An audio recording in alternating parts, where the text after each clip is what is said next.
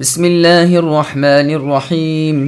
شروع کرتا ہوں اللہ کے نام سے جو بے انتہا مہربان نہایت رحم کرنے والے ہیں۔ الف لام میم۔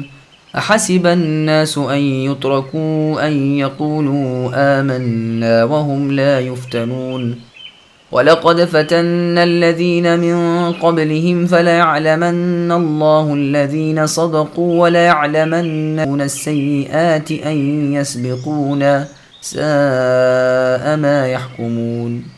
الف لام میم۔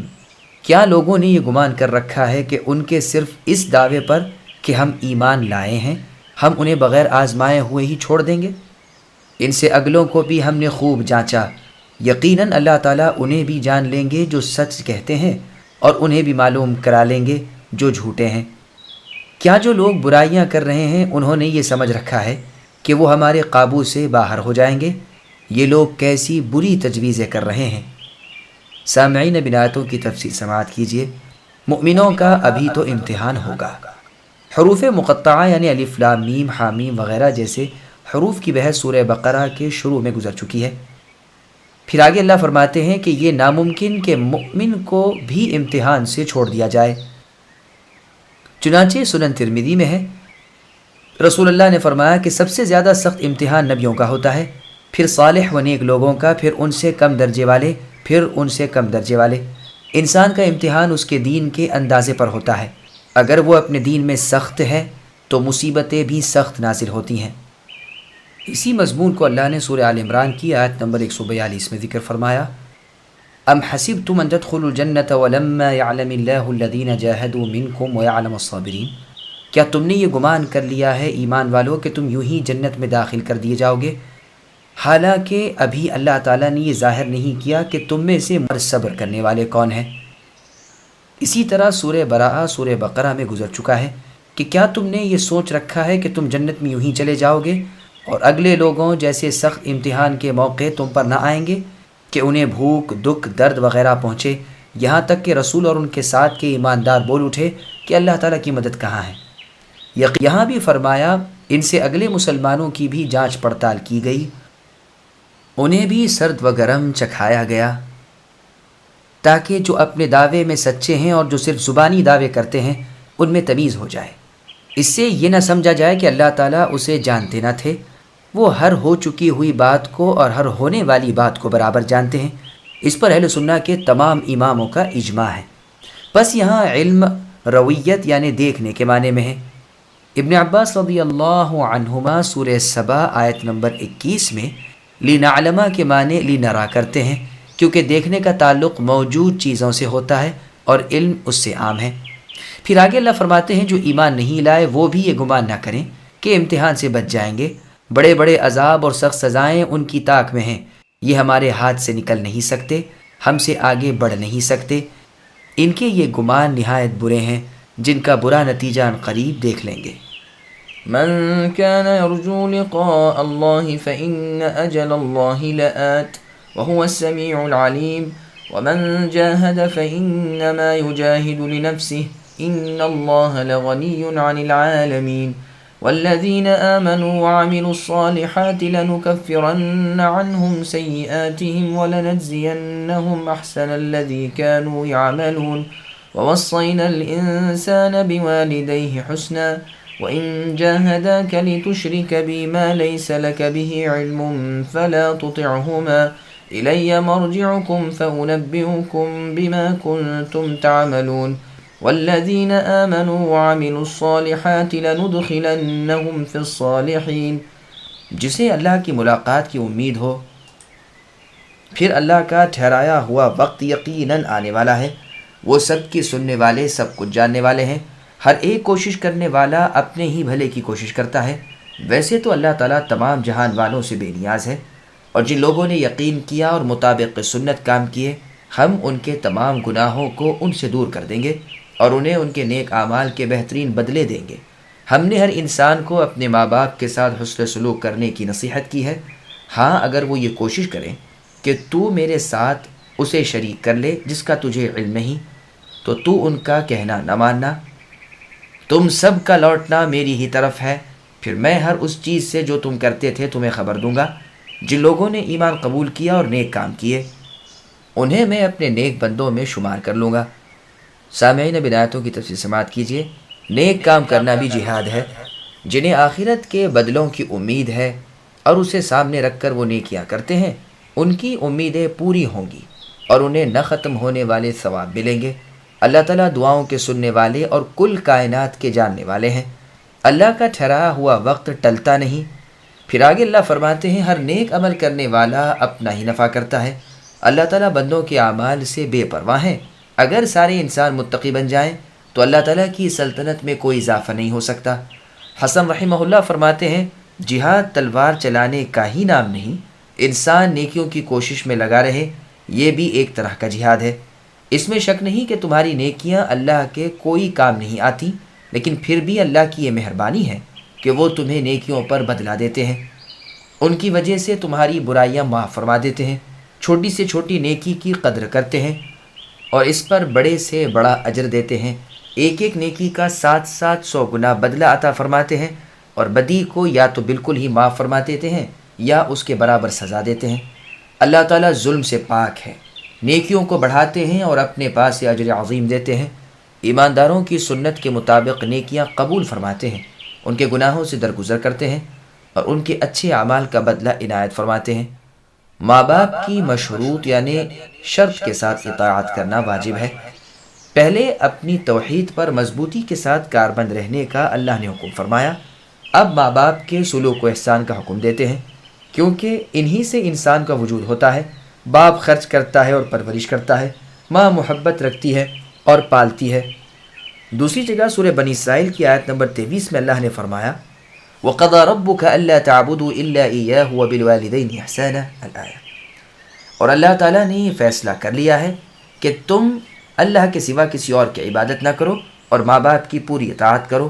ان دونوں کا یا ان میں سے ایک کا بڑھاپے کا زمانہ آ جائے تو انہیں اف بھی نہ کہنا، ڈانٹ ڈپٹ تو کہاں کی، بلکہ ان کے ساتھ ادب سے کلام کرنا اور رحم کے ساتھ ان کے سامنے جھکے رہنا، اور اللہ تعالیٰ سے ان کے لیے دعا کرنا کہ اے اللہ ان پر ایسا ہی رحم کیجئے جیسے یہ بچپن میں مجھ پر کیا کرتے تھے۔ لیکن ہاں، یہ خیال رہے کہ اگر یہ لوگ شرک کی طرف تجھے بلائیں تو ان کا کہنا نہ ماننا۔ سمجھ لو کہ ایک دن تمہیں میرے سامنے کھڑا ہونا ہے، اس وقت میں اپنی عبادت کا اور میرے فرمان کے تحت ماں باپ کی اطاعت کرنے کا بدلہ دوں گا اور نیک لوگوں کے ساتھ حشر کروں گا۔ اگر تم نے اپنے ماں باپ کی وہ باتیں نہیں مانی جو میرے احکام کے خلاف نہیں، تو وہ خواہ کیسے ہی ہوں میں تمہیں ان سے الگ کر لوں گا، کیونکہ قیامت کے دن انسان اس کے ساتھ ہوگا جسے وہ دنیا میں چاہتا تھا۔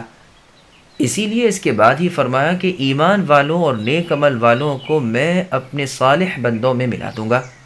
چنانچہ صحیح مسلم اور سنن ترمذی میں سعد بن ابی وقاص رضی اللہ عنہ سے مروی ہے، فرماتے ہیں میرے بارے میں 4 آیتیں اتری، جن میں سے ایک آیت یہ بھی ہے، یہ اس لیے اتری کہ میری ماں نے مجھ سے کہا جو مشرکہ تھیں کہ اے سعد، کیا اللہ تعالیٰ کا حکم میرے ساتھ نیکی کرنے کا نہیں؟ اگر تو نے محمد صلی اللہ علیہ وسلم کی نبوت سے انکار نہ کیا تو واللہ میں کھانا پینا چھوڑ دوں گی۔ چنانچہ اس نے یہی کیا، یہاں تک کہ لوگ زبردستی اس کا منہ کھول کر غذا حلق میں پہنچا دیتے تھے، بس یہ آیت اتری۔ وَمِنَ النَّاسِ مَن يَقُولُ آمَنَّا بِاللَّهِ وَإِذَا أُوذِيَ فِي اللَّهِ جَعَلَ فِتْنَةَ النَّاسِ كَعَذَابِ اللَّهِ وَلَئِن جَاءَ نَصْرٌ مِّن رَّبِّكَ لَيَقُولُنَّ إِنَّا كُنَّا مَعَكُمْ أَوَلَيْسَ اللَّهُ بِأَعْلَمَ بِمَا فِي صُدُورِ الْعَالَمِينَ وَلَيَعْلَمَنَّ اللَّهُ الَّذِينَ آمَنُوا وَلَيَعْلَمَنَّ الْمُنَافِقِينَ۔ اور بعض لوگ ایسے بھی ہیں جو زبان کہتے ہیں کہ ہم ایمان لائے ہیں، لیکن جب اللہ کی راہ میں کوئی مشکل ان پر آ پڑتی ہے تو لوگوں کی ایذا دہی کو اللہ تعالیٰ کے عذاب کی طرح بنا لیتے ہیں۔ ہاں، اگر اللہ کی مدد آ جائے تو پکار اٹھتے ہیں کہ ہم تو تمہارے ساتھ ہی ہیں۔ کیا دنیا جہان کے دلوں میں جو کچھ ہے اس سے اللہ تعالیٰ دانا نہیں ہے؟ جو لوگ ایمان لائے اللہ انہیں بھی جان کر رہیں گے اور منافقوں کو بھی جان کر ہی رہیں گے۔ سامعین اب ان آیتوں کی تفسیر سماعت کیجیے۔ اہل ایمان کی آزمائش اور منافق۔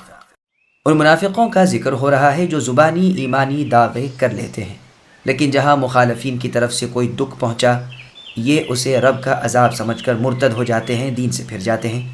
یہی معنی ابن عباس رضی اللہ عنہما وغیرہ نے کیے ہیں، جیسے سورہ حج کی آیت نمبر 11 وَمِنَ النَّاسِ مَن يَعْبُدُ اللَّهَ عَلَى حَرْفٍ، یعنی بعض لوگ ایک کنارے کھڑے ہو کر اللہ تعالیٰ کی عبادت کرتے ہیں، اگر راحت ملی تو مطمئن ہو گئے اور اگر مصیبت پہنچی تو منہ پھیر لیا۔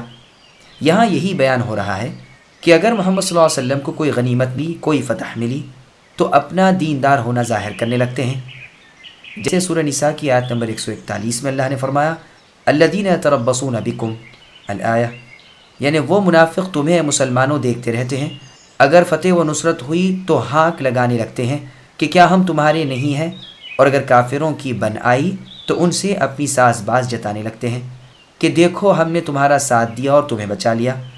اللہ تعالیٰ نے فرمایا بہت ممکن ہے کہ اللہ اپنے نیک بندوں کو بالکل ہی غالب کر دے، پھر تو یہ اپنی اس چھپی ہوئی حرکت پر صاف نادم ہو جائیں۔ یہاں فرمایا کہ یہ کیا بات ہے کہ انہیں اتنا بھی معلوم نہیں کہ اللہ عالم الغیب ہے، جہاں زبانی بات جانتے ہیں وہاں قلبی بات بھی اللہ کو معلوم ہے۔ اللہ تعالیٰ بھلائیاں برائیاں پہچان کر نیک و بد کو، مومن و منافق کو الگ الگ کر دیں گے۔ نفس کے پرستار نفع کے خواہاں یکسو ہو جائیں گے اور نفع نقصان میں ایمان نہ چھوڑنے والے ظاہر ہو جائیں گے، جیسے اللہ تعالیٰ نے سورہ محمد کی آیت نمبر 31 میں فرمایا وَلَنَبْلُوَنَّكُمْ حَتَّى نَعْلَمَ الْمُجَاهِدِينَ مِنْكُمْ وَالصَّابِرِينَ الآیہ، یعنی ہم تمہیں آزماتے رہا کریں گے یہاں تک کہ تم میں سے مجاہدین کو اور صبر کرنے والوں کو ہم دنیا کے سامنے ظاہر کر دیں اور تمہاری خبریں دیکھ بھال لیں۔ غزوہ احد کے امتحان کا ذکر کر کے فرمایا کہ اللہ تعالیٰ مومنوں کو جس حالت پر وہ تھے رکھنے والا نہ تھے جب تک کہ خبیث و طیب کی تمیز نہ کر لے۔ وقال الذين كفروا للذين آمنوا اتبعوا سبيلنا ولنحمل خطاياكم وما هم بحاملين من خطاياهم من شيء إنهم لكاذبون وَلَيَحْمِلُنَّ أَثْقَالَهُمْ وَأَثْقَالًا مَعَ أَثْقَالِهِمْ، تم ہماری راہ کی تابع داری کرو، تمہارے گناہ ہم اٹھا لیں گے، حالانکہ وہ ان کے گناہوں میں سے کچھ بھی نہیں اٹھانے کے، یہ تو محض جھوٹے ہیں۔ البتہ یہ اپنے بوجھ ڈھولیں گے اور اپنے بوجھوں کے ساتھ ہی اور بوجھ بھی، اور جو کچھ افترا پردازیاں کر رہے ہیں ان سب کی بابت ان سے باز پرس کی جائے گی۔ سامعین اب ان آیتوں کی تفسیر سماعت کیجیے۔ اعمال ہی کام آئیں گے اور وہ بھی نیک۔ کفار قریش مسلمانوں کو بہکانے کے لیے ان سے یہ بھی کہتے تھے کہ تم ہمارے مذہب یعنی کفر و شرک پر عمل کرو، اگر اس میں کوئی گناہ ہو تو وہ ہم پر۔ حالانکہ یہ اصولاً غلط ہے کہ کسی کا بوجھ کوئی اٹھائے، یہ بالکل دروغ گو ہیں۔ کوئی اپنے قرابت دار کے گناہ بھی اپنے اوپر نہیں لے سکتا۔ دوست کو اس دن نہ پوچھے گا۔ ہاں یہ لوگ اپنے گناہوں کے بوجھ اٹھائیں گے اور جنہیں انہوں نے گمراہ کیا ہے ان کے بوجھ بھی ان پر لادے جائیں گے، مگر وہ گمراہ شدہ لوگ ہلکے نہ ہوں گے، ان کا بوجھ ان پر ہے، جیسے اللہ تعالیٰ نے سورہ نحل کی آیت نمبر 25 میں فرمایا لِيَحْمِلُوا أَوْزَارَهُمْ الآیہ، یعنی یہ کفار و مشرکین اپنے بوجھ اٹھائیں گے اور جنہیں بہکایا تھا ان کے بہکانے کا گناہ بھی ان پر ہوگا۔ صحیح مسلم نے سنن نبی داؤد کی حدیث میں ہے، رسول اللہ نے فرمایا کہ جو ہدایت کی طرف لوگوں کو دعوت دے، قیامت تک جو لوگ اس پر چلیں گے ان سب کو جتنا ثواب ہوگا اتنا ہی اس ایک کو ہوگا، لیکن ان کے ثوابوں میں سے گھٹ کر نہیں۔ اسی طرح جس نے برائی پھیلائی اس پر جو بھی عمل پیرا ہوں ان سب کو جتنا گناہ ہوگا اتنا ہی اس ایک کو ہوگا، لیکن ان کے گناہوں میں کوئی کمی نہیں ہوگی۔ صحیح بخاری نے، صحیح مسلم، ترمذی، سنن ابن ماجہ وغیرہ میں حدیث ہے، رسول اللہ نے فرمایا کہ زمین پر جتنی خون ریزیاں ہوتی ہیں، آدم علیہ السلام کا وہ لڑکا جس نے اپنے بھائی کو ناحق قتل کر دیا تھا اس پر اس خون کا وبال پڑتا ہے، اس لیے کہ قتل بیجا اسی سے شروع ہوا۔ اس کے تمام بہتان، جھوٹ، افترا کی ان سے بروز قیامت باز پرس ہوگی۔ ابو امامہ رضی اللہ عنہ فرماتے ہیں کہ رسول اللہ صلی اللہ علیہ وسلم نے اللہ کی تمام رسالت پہنچا دی۔ آپ نے یہ بھی فرمایا ہے کہ ظلم سے بچو، کیونکہ قیامت کے دن اللہ تبارک و تعالیٰ فرمائیں گے مجھے اپنی عزت کی اور اپنے جلال کی قسم، آج ایک ظلم کو بھی میں نہ چھوڑوں گا۔ پھر ایک منادی ندا کرے گا کہ فلاں فلاں کہاں ہیں، وہ آئے گا اور پہاڑ کے پہاڑ نیکیوں کے اس کے ساتھ ہوں گے، یہاں تک کہ اہل محشر کی نگاہیں اس کی طرف اٹھنے لگیں گی۔ وہ اللہ تعالیٰ کے سامنے آ کھڑا ہو جائے گا۔ پھر منادی ندا کرے گا کہ اس کی طرف کسی کا کوئی حق ہو، اس نے کسی پر ظلم کیا ہو، وہ آ جائے۔ اور اپنا بدلہ لے لے۔ اب تو ادھر ادھر سے لوگ اٹھ کھڑے ہوں گے اور اسے گھیر کر اللہ تعالیٰ کے سامنے کھڑے ہو جائیں گے۔ اللہ تعالیٰ فرمائیں گے میرے ان بندوں کو ان کے حق دلواؤ۔ فرشتے کہیں گے اے اللہ کیسے دلوائیں؟ اللہ تعالیٰ فرمائیں گے اس کی نیکیاں لو اور انہیں دو۔ چنانچہ یوں ہی کیا جائے گا یہاں تک کہ ایک نیکی باقی نہیں رہے گی، اور ابھی تک بعض مظلوم اور حقدار باقی رہ جائیں گے۔ اللہ تعالیٰ فرمائیں گے انہیں بدلہ دو۔ فرشتے کہیں گے اب تو اس کے پاس ایک نیکی بھی باقی نہیں۔ اللہ تعالیٰ حکم دیں گے کہ ان کے گناہ اس پر لاد دو۔ پھر رسول اللہ صلی اللہ علیہ وسلم نے گھبرا کر اس آیت کی تلاوت فرمائی وَلَيَحْمِلُنَّ أَثْقَالَهُمْ وَأَثْقَالًا۔ یہ روایت درر المنثور میں ہے ضعیف سند کے ساتھ۔ وَلَقَدْ أَرْسَلْنَا نُوحًا إِلَىٰ قَوْمِهِ فَلَبِثَ فِيهِمْ أَلْفَ سَنَةٍ إِلَّا 50 عَامًا فَأَخَذَهُمُ الطُّوفَانُ وَهُمْ ظَالِمُونَ فَأَنجَيْنَاهُ وَأَصْحَابَ السَّفِينَةِ وَجَعَلْنَاهَا آيَةً لِّلْعَالَمِينَ۔ اور ہم نے نوح علیہ السلام کو ان کی قوم کی طرف بھیجا، وہ ان میں 950 سال تک رہے، پھر تو انہیں طوفان نے دھر پکڑا اور وہ تھے بھی ظالم۔ پھر ہم نے انہیں اور کشتی والوں کو نجات دی، اور اس واقعے کو ہم نے تمام جہان کے لیے عبرت کا نشان بنا دیا۔ سامعین اب آیتوں کی تفصیل سماعت کیجیے۔ نوح علیہ السلام کا لمبی مدت واز کرنا، اس میں نبی صلی اللہ علیہ وسلم کی تسلی ہے۔ آپ کو خبر دی جاتی ہے کہ نوح علیہ السلام اتنی لمبی مدت تک اپنی قوم کو اللہ کی طرف بلاتے رہے، دن رات پوشیدہ اور ظاہر ہر طرح آپ نے انہیں اللہ تعالیٰ کی دین کی دعوت دی، لیکن وہ اپنی سرکشی اور گمراہی میں ہی بڑھتے گئے۔ بہت ہی کم لوگ آپ پر ایمان لائے۔ آخرکار اللہ کا غضب ان پر بصورت طوفان آیا اور انہیں تہس نہس کر دیا۔ تو اے پیغمبر آخر الزمان محمد صلی اللہ علیہ وسلم، آپ اپنی قوم کی اس تکذیب کو نیا خیال نہ کریں، آپ اپنے دل کو رنجیدہ نہ کریں۔ ہدایت و ضلالت اللہ تعالیٰ کے ہاتھ میں ہے۔ جن لوگوں کا جہنم میں جانا طے ہو چکا ہے انہیں تو کوئی بھی ہدایت نہیں دے سکتا۔ تمام نشانیاں گو دیکھ لیں لیکن انہیں ایمان نصیب نہیں ہوگا۔ بالآخر جیسے نوح علیہ السلام کو نجات ملی اور قوم ڈوب گئی، اسی طرح آخر میں غلبہ آپ کا ہے اور آپ کے مخالفین پست ہوں گے۔ ابن عباس رضی اللہ عنہما کا بیان ہے کہ 40 سال کی عمر میں نوح علیہ السلام کو نبوت ملی، اور نبوت کے بعد 950 سال تک آپ نے اپنی قوم کو تبلیغ کی۔ طوفان کی عالمگیر ہلاکی کے بعد بھی نوح علیہ السلام 60 سال تک زندہ رہے، یہاں تک کہ بنو آدم کی نسل پھیل گئی اور دنیا میں یہ بکثرت نظر آنے لگے۔ قتادہ رحمہ اللہ فرماتے ہیں نوح علیہ السلام کی عمر کل 950 سال کی تھی۔ 300 سال تو آپ کے بے دعوت ان میں گزرے، 300 سال تک اللہ کی طرف اپنی قوم کو بلاتے رہے، اور 350 سال بعد طوفان کے زندہ رہے۔ لیکن یہ قول غریب ہے، اور آیت کے ظاہری الفاظ سے تو یہی معلوم ہوتا ہے کہ آپ 950 سال تک اپنی قوم کو اللہ تعالیٰ کی وحدانیت کی طرف بلاتے رہے۔ عون ابن ابی شداد رحمہ اللہ کہتے ہیں کہ جب نوح علیہ السلام کی عمر 350 سال کی تھی، اس وقت اللہ تعالیٰ کی وحی آپ کو آئی۔ اس کے بعد 950 برس تک آپ لوگوں کو کلام اللہ پہنچاتے رہے۔ اس کے بعد پھر 350 سال کی اور عمر پائی۔ لیکن یہ بھی غریب قول ہے۔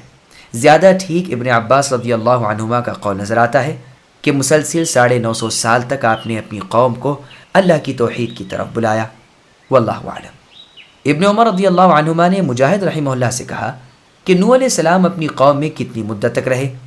انہوں نے یعنی مجاہد نے کہا 950 سال۔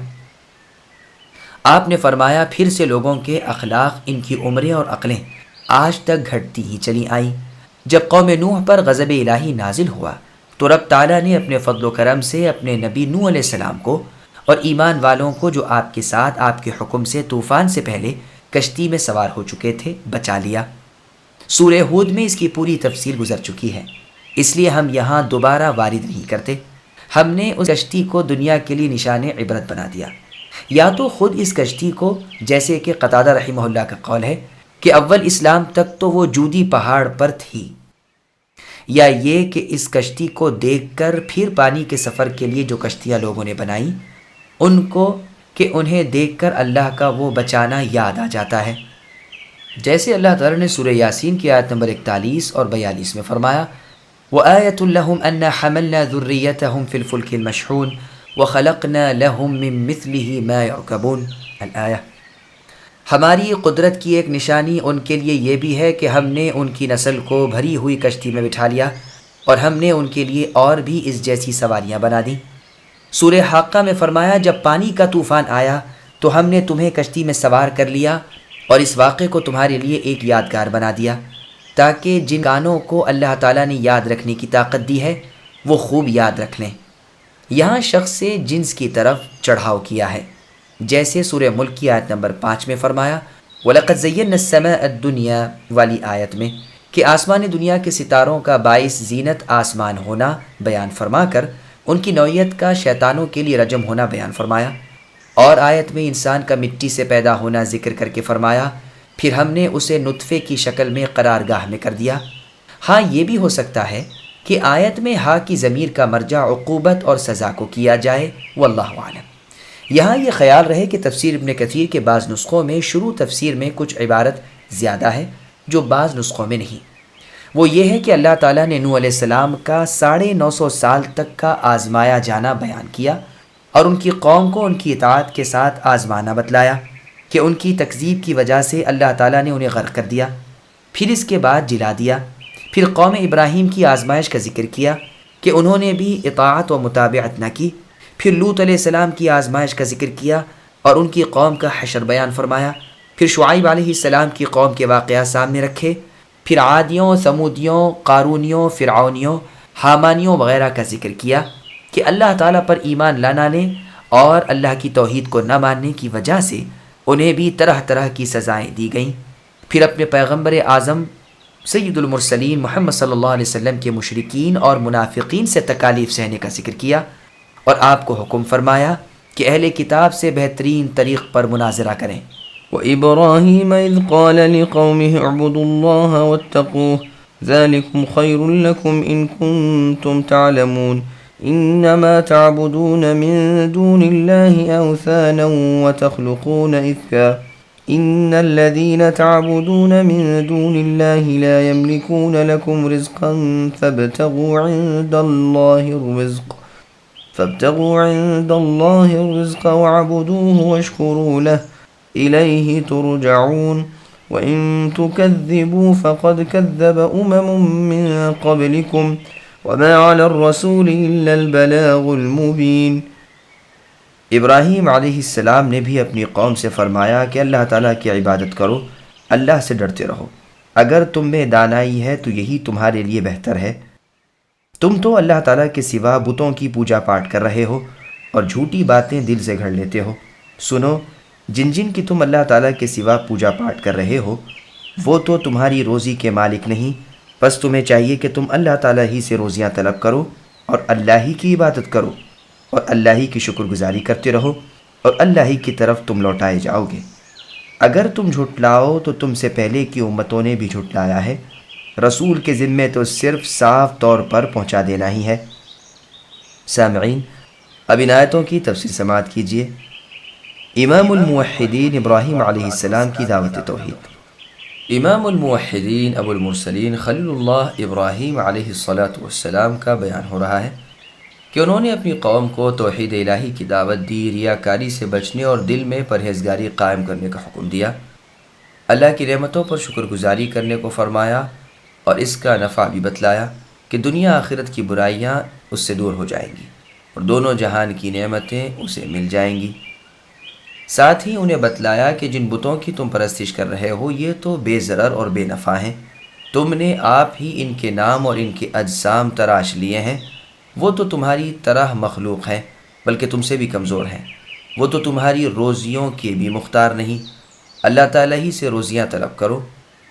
اسی حصر کے ساتھ سورہ فاتحہ کی آیت نمبر 4 ایاک نعبد و ایاک نستعین بھی ہے کہ ہم سب اے اللہ آپ ہی کی عبادت کرتے ہیں اور آپ ہی سے مدد چاہتے ہیں۔ یہی آسیہ رضی اللہ عنہا کی دعا میں ہے، جیسا کہ سورہ تحریم کی آیت نمبر 11 میں ہے رب ابنی لی عندک بیتا فی الجنتی، کہ اے میرے پروردگار میرے لیے اپنے پاس ہی جنت میں مکان بنائیے۔ چونکہ اللہ کے سوا کوئی رزق نہیں دے سکتا، اس لیے تم اللہ ہی سے روزیاں طلب کرو، اور جب اللہ کی روزیاں کھاؤ تو اللہ کے سوا دوسرے کی عبادت بھی نہ کرو، اللہ کی نعمتوں کا شکر بھی بجا لاؤ، تم میں سے ہر ایک اللہ ہی کی طرف لوٹنے والا ہے۔ اللہ تعالیٰ ہر عمل کرنے والے کو اس کے عمل کا بدلہ دیں گے۔ دیکھو مجھے جھوٹا کہہ کر خوش نہ ہو لو، نظریں ڈالو کہ تم سے پہلے جنہوں نے نبیوں کو جھوٹ کی طرف منسوب کیا تھا ان کی کیسی درگت ہوئی۔ یاد رکھو نبیوں کا کام صرف پیغام الہی پہنچا دینا ہے، ہدایت عدم ہدایت اللہ تعالیٰ کے ہاتھ ہے۔ اپنے تئیں سعادت مندوں میں بناؤ، بدبختوں میں شامل نہ کرو۔ قتادہ رحمہ اللہ تو فرماتے ہیں اس میں محمد صلی اللہ علیہ وسلم کی مزید تشفی کی گئی ہے۔ اس مطلب کا تقاضا تو یہ ہے کہ پہلا کلام تو ختم ہوا اور یہاں سے لے کر فما کان جواب قومہ تک یہ سب عبارت بطور جملہ معترضہ کے ہے۔ ابن جریر رحمہ اللہ نے تو کھلے لفظوں میں یہی کہا ہے، لیکن الفاظ قرآن سے تو بظاہر معلوم ہوتا ہے کہ یہ سب کلام خلیل الرحمن ابراہیم علیہ السلام کا ہے۔ آپ قیامت کے قائم ہونے کی دلیلیں پیش کر رہے ہیں، کیونکہ اس تمام کلام کے بعد آپ کی قوم کا جواب ذکر ہوا ہے۔ أَوَلَمْ يَرَوْا كَيْفَ يُبْدِئُ اللَّهُ الْخَلْقَ ثُمَّ يُعِيدُهُ إِنَّ ذَلِكَ عَلَى اللَّهِ يَسِيرٌ قُلْ سِيرُوا فِي الْأَرْضِ فَانظُرُوا كَيْفَ بَدَأَ الْخَلْقَ ثُمَّ اللَّهُ يُنشِئُ النَّشْأَةَ الْآخِرَةَ إِنَّ اللَّهَ عَلَى كُلِّ شَيْءٍ قَدِيرٌ يُعَذِّبُ مَن يَشَاءُ وَيَرْحَمُ مَن يَشَاءُ وَإِلَيْهِ تُقْلَبُونَ وَمَا أَنْتُمْ بِمُعْجِزِينَ فِي الْأَرْضِ وَلَا فِي السَّمَاءِ وَمَا لَكُمْ مِنْ دُونِ اللَّهِ مِنْ وَلِيٍّ وَلَا نَصِيرٍ وَالَّذِينَ كَفَرُوا بِآيَاتِ اللَّهِ وَلِقَائِهِ أُولَئِكَ يَئِسُوا مِنْ رَحْمَتِي وَأُولَئِكَ لَهُمْ عَذَابٌ أَلِيمٌ۔ کیا ان کافروں نے نہیں دیکھا کہ مخلوق کی ابتدا کی کیفیت اللہ نے کی، پھر بھی اللہ اس کا اعادہ کریں گے؟ یہ تو اللہ تعالیٰ پر بہت ہی آسان ہے۔ اے نبی کہہ دیجئے کہ زمین میں چل پھر کر دیکھو تو صحیح کہ کس طرح اللہ تعالیٰ نے ابتداءً پیدائش کی، پھر اللہ تعالیٰ ہی دوسری نئی پیدائش کریں گے۔ اللہ تعالیٰ ہر چیز پر قادر ہیں، جسے چاہے عذاب کرے، جس پر چاہے رحم کرے، سب اللہ ہی کی طرف لوٹائے جائیں گے۔ تم نہ تو زمین میں اللہ تعالیٰ کو عاجز کر سکتے ہو، نہ آسمان میں، نہ اللہ تعالیٰ کے سوا تمہارے کوئی ولی ہیں نہ مددگار۔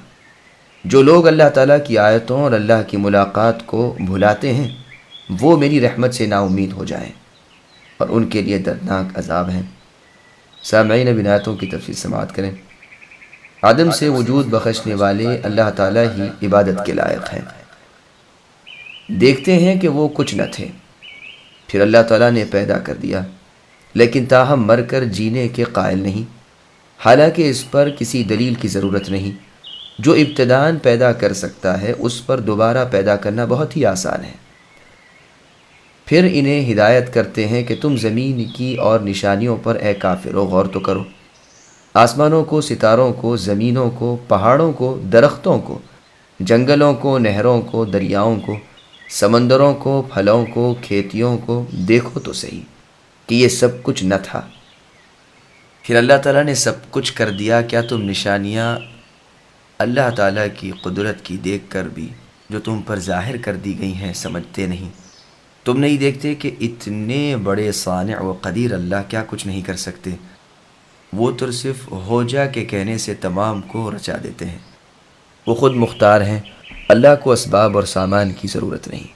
اسی مضمون کو اور جگہ اللہ نے فرمایا کہ وہی نئی پیدائش میں پیدا کرتے ہیں، وہی دوبارہ پیدا کریں گے، اور یہ تو اللہ پر بہت ہی آسان ہے۔ پھر فرمایا زمین میں چل پھر کر دیکھو اللہ تعالیٰ نے ابتدائی پیدائش کس طرح کی، تو تمہیں معلوم ہو جائے گا کہ قیامت کے دن کی دوسری پیدائش کی کیا کیفیت ہوگی۔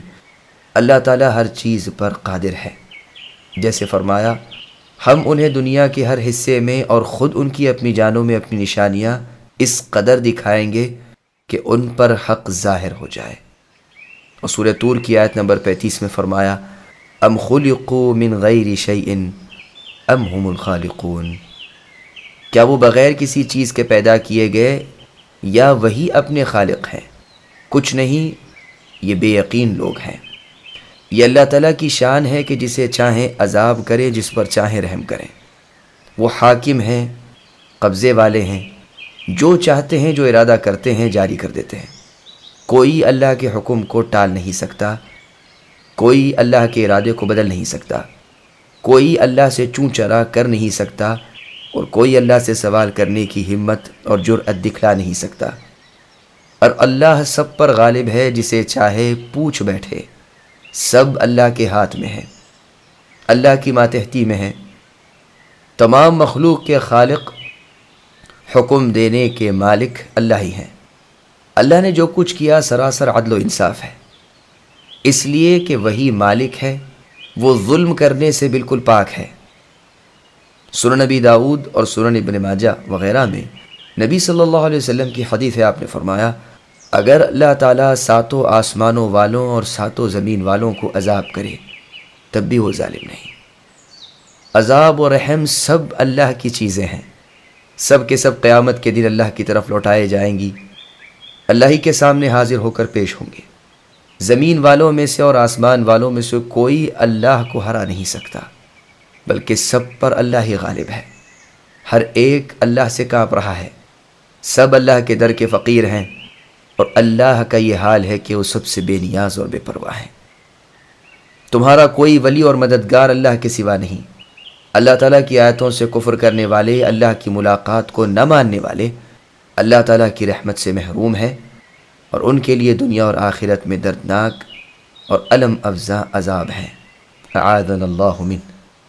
فما كان جواب قومه إلا أن قالوا اقتلوه أو حرقوه فأنجاه الله من النار إن في ذلك لآيات لقوم يؤمنون وقال إنما اتخذتم من دون الله أوثانا مودة بينكم في الحياة الدنيا ثم يوم القيامة يكفر بعضكم ببعض ويلعن بعضكم بعضا وَمَأْوَاكُمُ النَّارُ وَمَا لَكُم مِّن نَّاصِرِينَ۔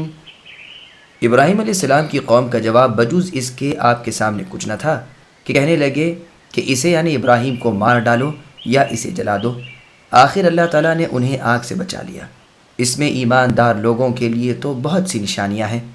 ابراہیم علیہ السلام نے کہا کہ تم نے جن بتوں کی پرستش اللہ کے سوا کی ہے، انہیں تم نے اپنی آپس کی دنیاوی دوستی کی بنا پر ٹھہرا لیا ہے۔ تم سب قیامت کے دن ایک دوسرے سے کفر کرنے لگو گے اور ایک دوسرے پر لعنت کرنے لگو گے، اور تمہارا سب کا ٹھکانہ دوزخ ہوگا اور تمہارا کوئی مددگار نہ ہوگا۔ سامعین، اب ان آیتوں کی تفصیل سماعت کیجیے۔ آتش نمرود اور ابراہیم علیہ السلام۔ ابراہیم علیہ السلام کا یہ عقلی اور نقلی دلائل کا واز بھی ان کفار و مشرکی لوگوں کے دلوں پر اثر نہ کر سکا، اور انہوں نے یہاں بھی اپنی اسی شقاوت اور بدبختی کا مظاہرہ کیا۔ جواب تو ان دلیلوں کا دے نہیں سکتے تھے، لہٰذا اپنی قوت سے حق کو دبانے لگے اور اپنی طاقت سے سچ کو روکنے لگے۔ کہنے لگے ایک گڑھا کھودو، اس میں آگ بھڑکاؤ اور اس آگ میں اسے ڈال دو کہ جل جائے۔ لیکن اللہ تعالیٰ نے ان کی اس مکر کو انہی پر لوٹا دیا۔ مدتوں تک لکڑیاں جمع کرتے رہے اور گڑھا کھود کر اس کے ارد گرد احاطے کی دیواریں کھڑی کر کے لکڑیوں میں آگ لگا دی۔ جب اس کے شعلے آسمان تک پہنچنے لگے اور اتنی زور کی آگ روشن ہو گئی کہ زمین پر کہیں اتنی آگ نہیں دیکھی گئی، تو ابراہیم علیہ السلام کو کپڑا باندھ کر منجنیق میں ڈال کر جھلا کر اس آگ میں ڈال دیا۔ لیکن اللہ تعالیٰ نے آگ کو اپنے خلیل ابراہیم علیہ السلام پر باغ و بہار بنا دیا۔ ابراہیم علیہ السلام کئی دن کے بعد صحیح سالم اس میں سے نکل آئے۔ یہ اور اس جیسی اور قربانیاں تھیں جن کے باعث ابراہیم علیہ السلام کو امامت کا منصب عطا ہوا۔ اپنا نفس آپ نے رحمان کے لیے، اپنا جسم آپ نے میزان کے لیے، اپنی اولاد آپ نے قربانی کے لیے، اپنا مال آپ نے فیضان کے لیے کر دیا۔ یہی وجہ ہے کہ کل ادیان والے آپ سے محبت رکھتے ہیں۔ اللہ تعالیٰ نے آگ کو آپ کے لیے باغ بنا دیا۔ اس واقعے میں ایمانداروں کے لیے قدرت الہی کی بہت سی نشانیاں ہیں۔ ابراہیم علیہ السلام نے اپنی قوم سے فرمایا کہ جن بتوں کو تم نے معبود بنا رکھا ہے، یہ تمہارا آپس کا اکا اور اتفاق دنیا تک ہی ہے۔ مودتا زبر کے ساتھ مفعول لہو ہے، ایک قرات میں پیش کے ساتھ بھی ہے، یعنی تمہاری یہ بت پرستی تمہارے لیے گو دنیا کی محبت حاصل کرا دے۔ لیکن قیامت کے دن معاملہ برعکس ہو جائے گا۔ مودت کی جگہ نفرت اور اتفاق کے بدلے اختلاف ہو جائے گا۔ ایک دوسرے سے جھگڑو گے، ایک دوسرے پر الزام رکھو گے، ایک دوسرے پر لعنت بھیجو گے، ہر گروہ دوسرے گروہ پر پھٹکار برسائے گا، سب دوست دشمن بن جائیں گے۔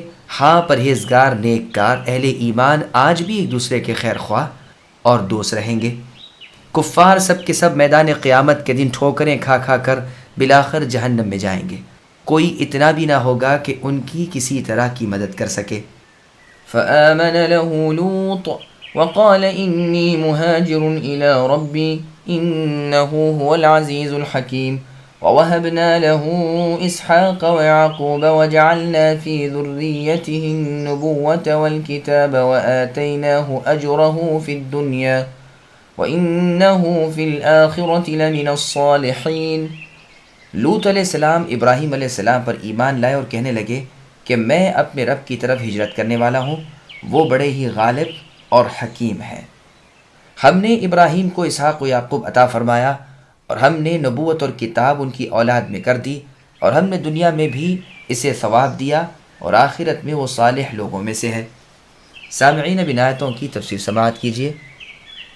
ابراہیم علیہ السلام اور لوط علیہ السلام، کہا جاتا ہے کہ لوط علیہ السلام ابراہیم علیہ السلام کے بھتیجے تھے، لوط ابن ہارون ابن آزر۔ آپ کی ساری قوم سے ایک تو لوط علیہ السلام ایمان لائے تھے اور ایک سارہ رضی اللہ عنہا جو آپ کی بیوی تھیں۔ ایک روایت میں ہے کہ جب آپ کی بیوی صاحبہ کو اس ظالم بادشاہ نے اپنے سپاہیوں کے ذریعے اپنے پاس بلوایا تو ابراہیم علیہ السلام نے کہا تھا کہ دیکھو میں نے اپنا رشتہ تم سے بھائی بہن کا بتلایا ہے، تم بھی یہی کہنا، کیونکہ اس وقت دنیا پر میرے اور تمہارے سوا کوئی مومن نہیں۔ یہ روایت بخاری اور مسلم کی ہے۔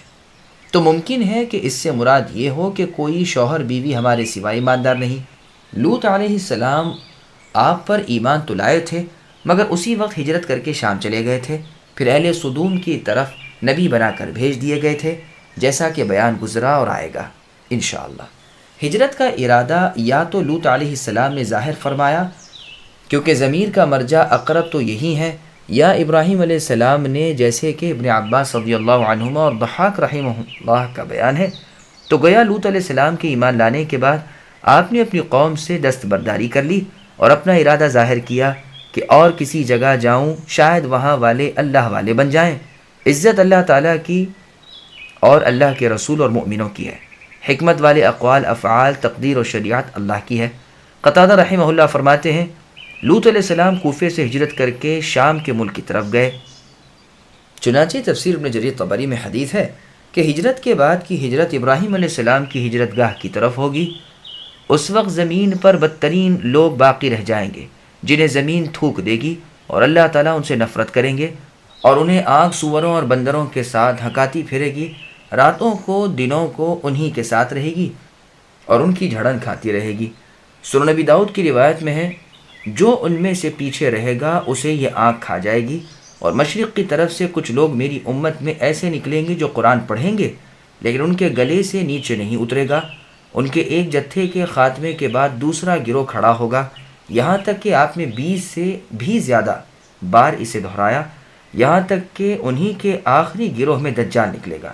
پھر آگے اللہ نے فرمایا ہم نے ابراہیم علیہ السلام کو اسحاق نامی بیٹا دیا اور اسحاق کو یعقوب نامی بیٹا، جیسے فرمان ہے کہ جب خلیل الرحمن ابراہیم علیہ السلام نے اپنی قوم کو اور ان کے معبودوں کو چھوڑ دیا تو اللہ تعالیٰ نے آپ کو اسحاق و یعقوب علیہ السلام دیا اور ہر ایک کو نبی بنایا۔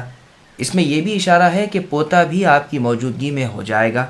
اسحاق بیٹے تھے اور یعقوب علیہ السلام پوتے تھے۔ اور آیت میں ہے کہ ہم نے ابراہیم علیہ السلام کی بیوی صاحبہ سارہ کو اسحاق کی اور اسحاق کے پیچھے ان کے بیٹے یعقوب کی بشارت دی اور فرمایا کہ قوم کو چھوڑنے کے بدلے اللہ تعالیٰ تمہارے گھر کی بستی یہ دیں گے جس سے تمہاری آنکھیں ٹھنڈی رہیں۔ پس ثابت ہوا کہ یعقوب علیہ السلام اسحاق علیہ السلام کے فرزند تھے، یہی سنت سے بھی ثابت ہے۔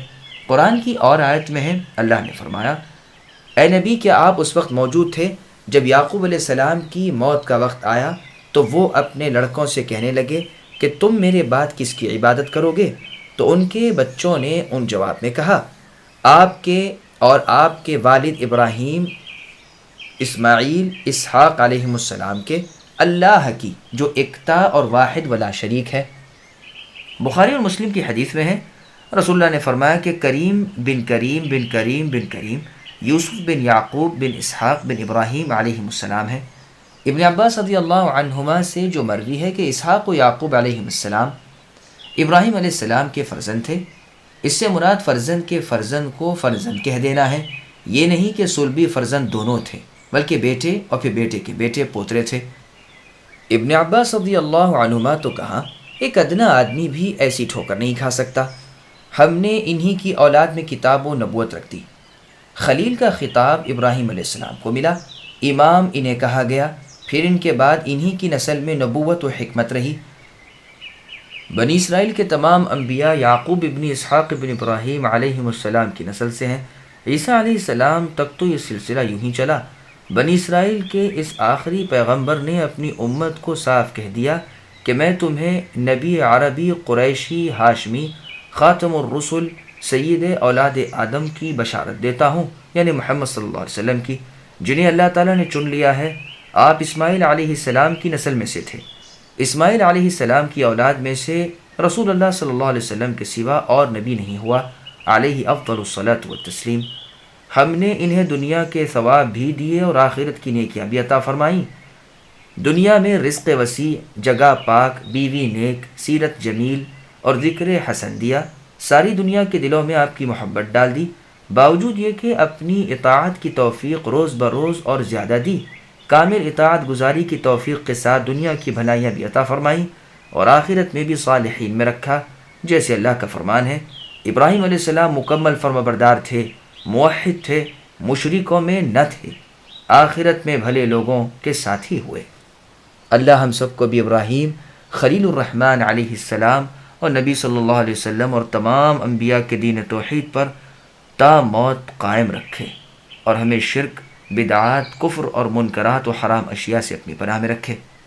ولوطا إذ قال لقومه إنكم لتأتون الفاحشة ما سبقكم بها من أحد من العالمين أئنكم لتأتون الرجال وتقطعون السبيل وتأتون في ناديكم المنكر فما كان جواب قومه إلا أن قالوا ائتنا بعذاب الله إن كنت من الصادقين قال رب انصرني على القوم المفسدين۔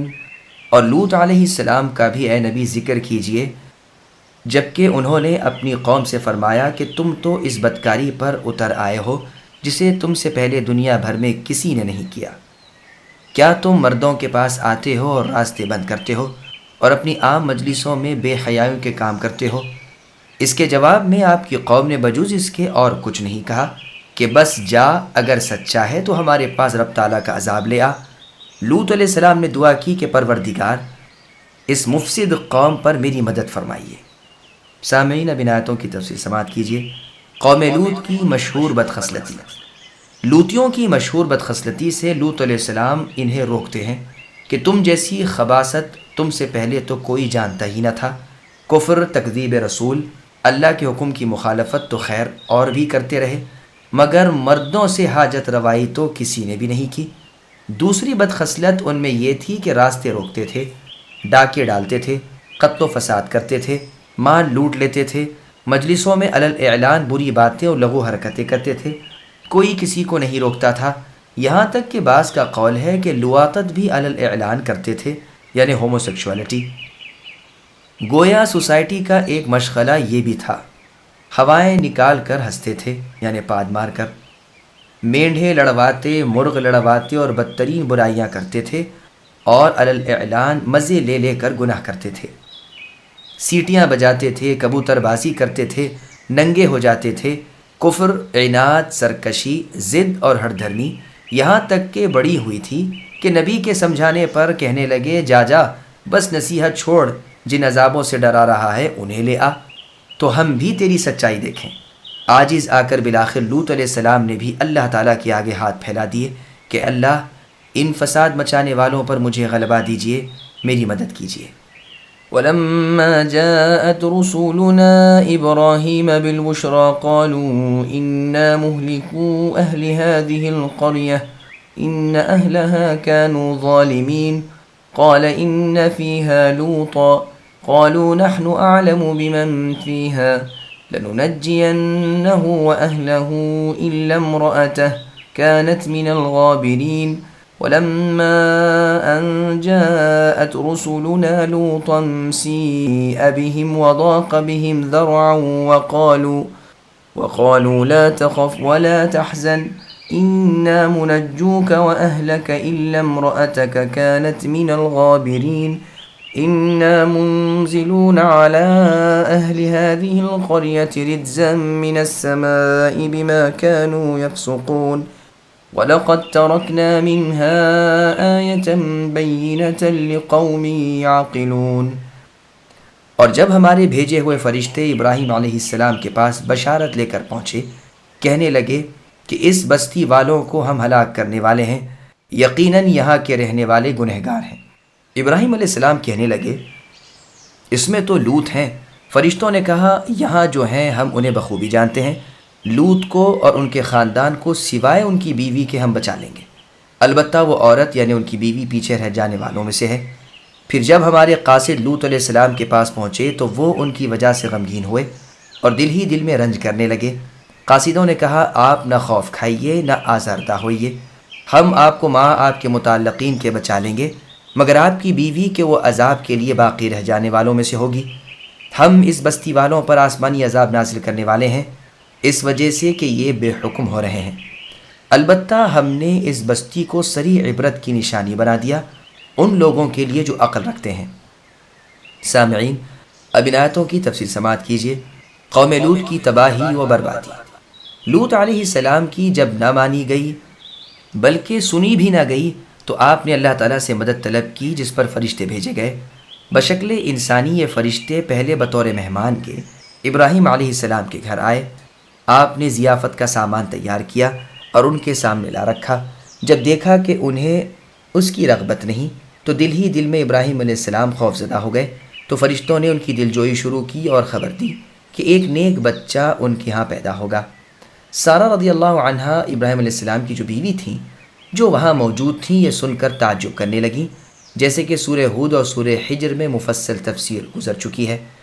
اب فرشتوں نے اپنا اصلی ارادہ ظاہر کیا، جسے سن کر خلیل الرحمن ابراہیم علیہ السلام کو خیال آیا کہ اگر وہ لوگ کچھ اور ڈھیل دیے جائیں تو کیا عجب کہ راہ راست پر آ جائیں، اس لیے فرمانے لگے کہ وہاں تو لوط اللہ کے نبی بھی ہیں۔ فرشتوں نے جواب دیا ہم ان سے غافل نہیں ہیں، ہمیں حکم ہے کہ انہیں اور ان کے خاندان کو بچا لیں، ہاں ان کی بیوی تو بے شک ہلاک ہوگی کیونکہ وہ اپنی قوم کے کفر میں ان کا ساتھ دیتی رہی ہے۔ یہاں سے رخصت ہو کر خوبصورت بلوغت کے قریب بچوں کی صورتوں میں یہ اللہ کے دونوں فرشتے لوط علیہ السلام کے پاس پہنچے۔ انہیں دیکھتے ہی لوط علیہ السلام شش و پنج میں پڑ گئے کہ اگر انہیں اپنے پاس ٹھہراتا ہوں تو ان کی خبر پاتے ہی میری قوم کے کفار بھڑ بھڑا کر آ جائیں گے اور مجھے بھی تنگ کریں گے اور انہیں بھی پریشان کریں گے، اگر نہیں ٹھہراتے تو یہ انہی کے ہاتھ پڑ جائیں گے، یعنی میری قوم کے جو بد ہیں۔ قوم کی خصلت سے آپ واقف تھے، اس لیے ناخوش اور رنجیدہ ہو گئے، لیکن فرشتوں نے ان کی یہ گھبراہٹ دور کر دی کہ آپ گھبرائیے نہیں، رنجیدہ نہ ہو جائیے، ہم تو رب کے بھیجے ہوئے فرشتے ہیں، آپ کی قوم کو غارت کرنے کے لیے آئے ہیں، آپ اور آپ کا خاندان بجوز آپ کی اہلیہ کے تو بچ جائے گا، باقی ان سب پر آسمانی عذاب آئے گا اور انہیں ان کی بدکاری کا نتیجہ دکھایا جائے گا۔ پھر جبریل علیہ السلام نے ان کی بستیوں کو زمین سے اٹھایا اور آسمان تک لے گئے اور وہاں سے الٹ دیں، پھر ان پر ان کے نام کے نشاندار پتھر برسائے گئے، اور جس عذاب الہی کو وہ دور سمجھ رہے تھے وہ قریب ہی نکل آیا۔ ان کی بستیوں کی جگہ ایک کڑوے، گندے اور بدبودار پانی کی جھیل رہ گئی، جو لوگوں کے لیے عبرت حاصل کرنے کا ذریعہ بنے، اور عقل مند لوگ اس ظاہری نشان کو دیکھ کر ان کی بری طرح کی ہلاکت کو یاد کر کے اللہ تعالیٰ کی نافرمانیوں پر دلیری نہ کریں۔ عرب کے سفر میں رات دن یہ منظر ان کے پیش نظر تھا۔ وَإِلَى مَدْيَنَ أَخَاهُمْ شُعَيْبًا فَقَالَ يَا قَوْمِ اعْبُدُوا اللَّهَ وَارْجُوا الْيَوْمَ الْآخِرَ وَلَا تَعْثَوْا فِي الْأَرْضِ مُفْسِدِينَ فَكَذَّبُوهُ فَأَخَذَتْهُمُ الرَّجْفَةُ فَأَصْبَحُوا فِي دَارِهِمْ جَاثِمِينَ۔ مدین کی طرف ہم نے ان کے بھائی شعیب علیہ السلام کو بھیجا، انہوں نے کہا اے میری قوم کے لوگو، اللہ تعالیٰ کی عبادت کرو، قیامت کے دن کی توقع رکھو اور زمین میں فساد نہ کرتے پھرو۔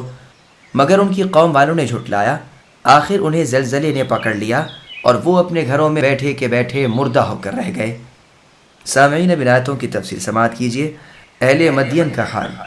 اللہ تعالیٰ کے بندے اور اللہ کے سچے رسول شعیب علیہ السلام نے مدین میں اپنی قوم کو واعظ کیا، انہیں اللہ وحدہ لا شریک لہ کی عبادت کا حکم دیا، انہیں اللہ تعالیٰ کے عذابوں سے اور اللہ کی سزاؤں سے ڈرایا، انہیں قیامت کے ہونے کا یقین دلا کر فرمایا کہ اس دن کے لیے کچھ تیاریاں کر لو، اس دن کا خیال رکھو، لوگوں پر ظلم و زیادتی نہ کرو، اللہ کی زمین میں فساد نہ کرو، برائیوں سے الگ رہو۔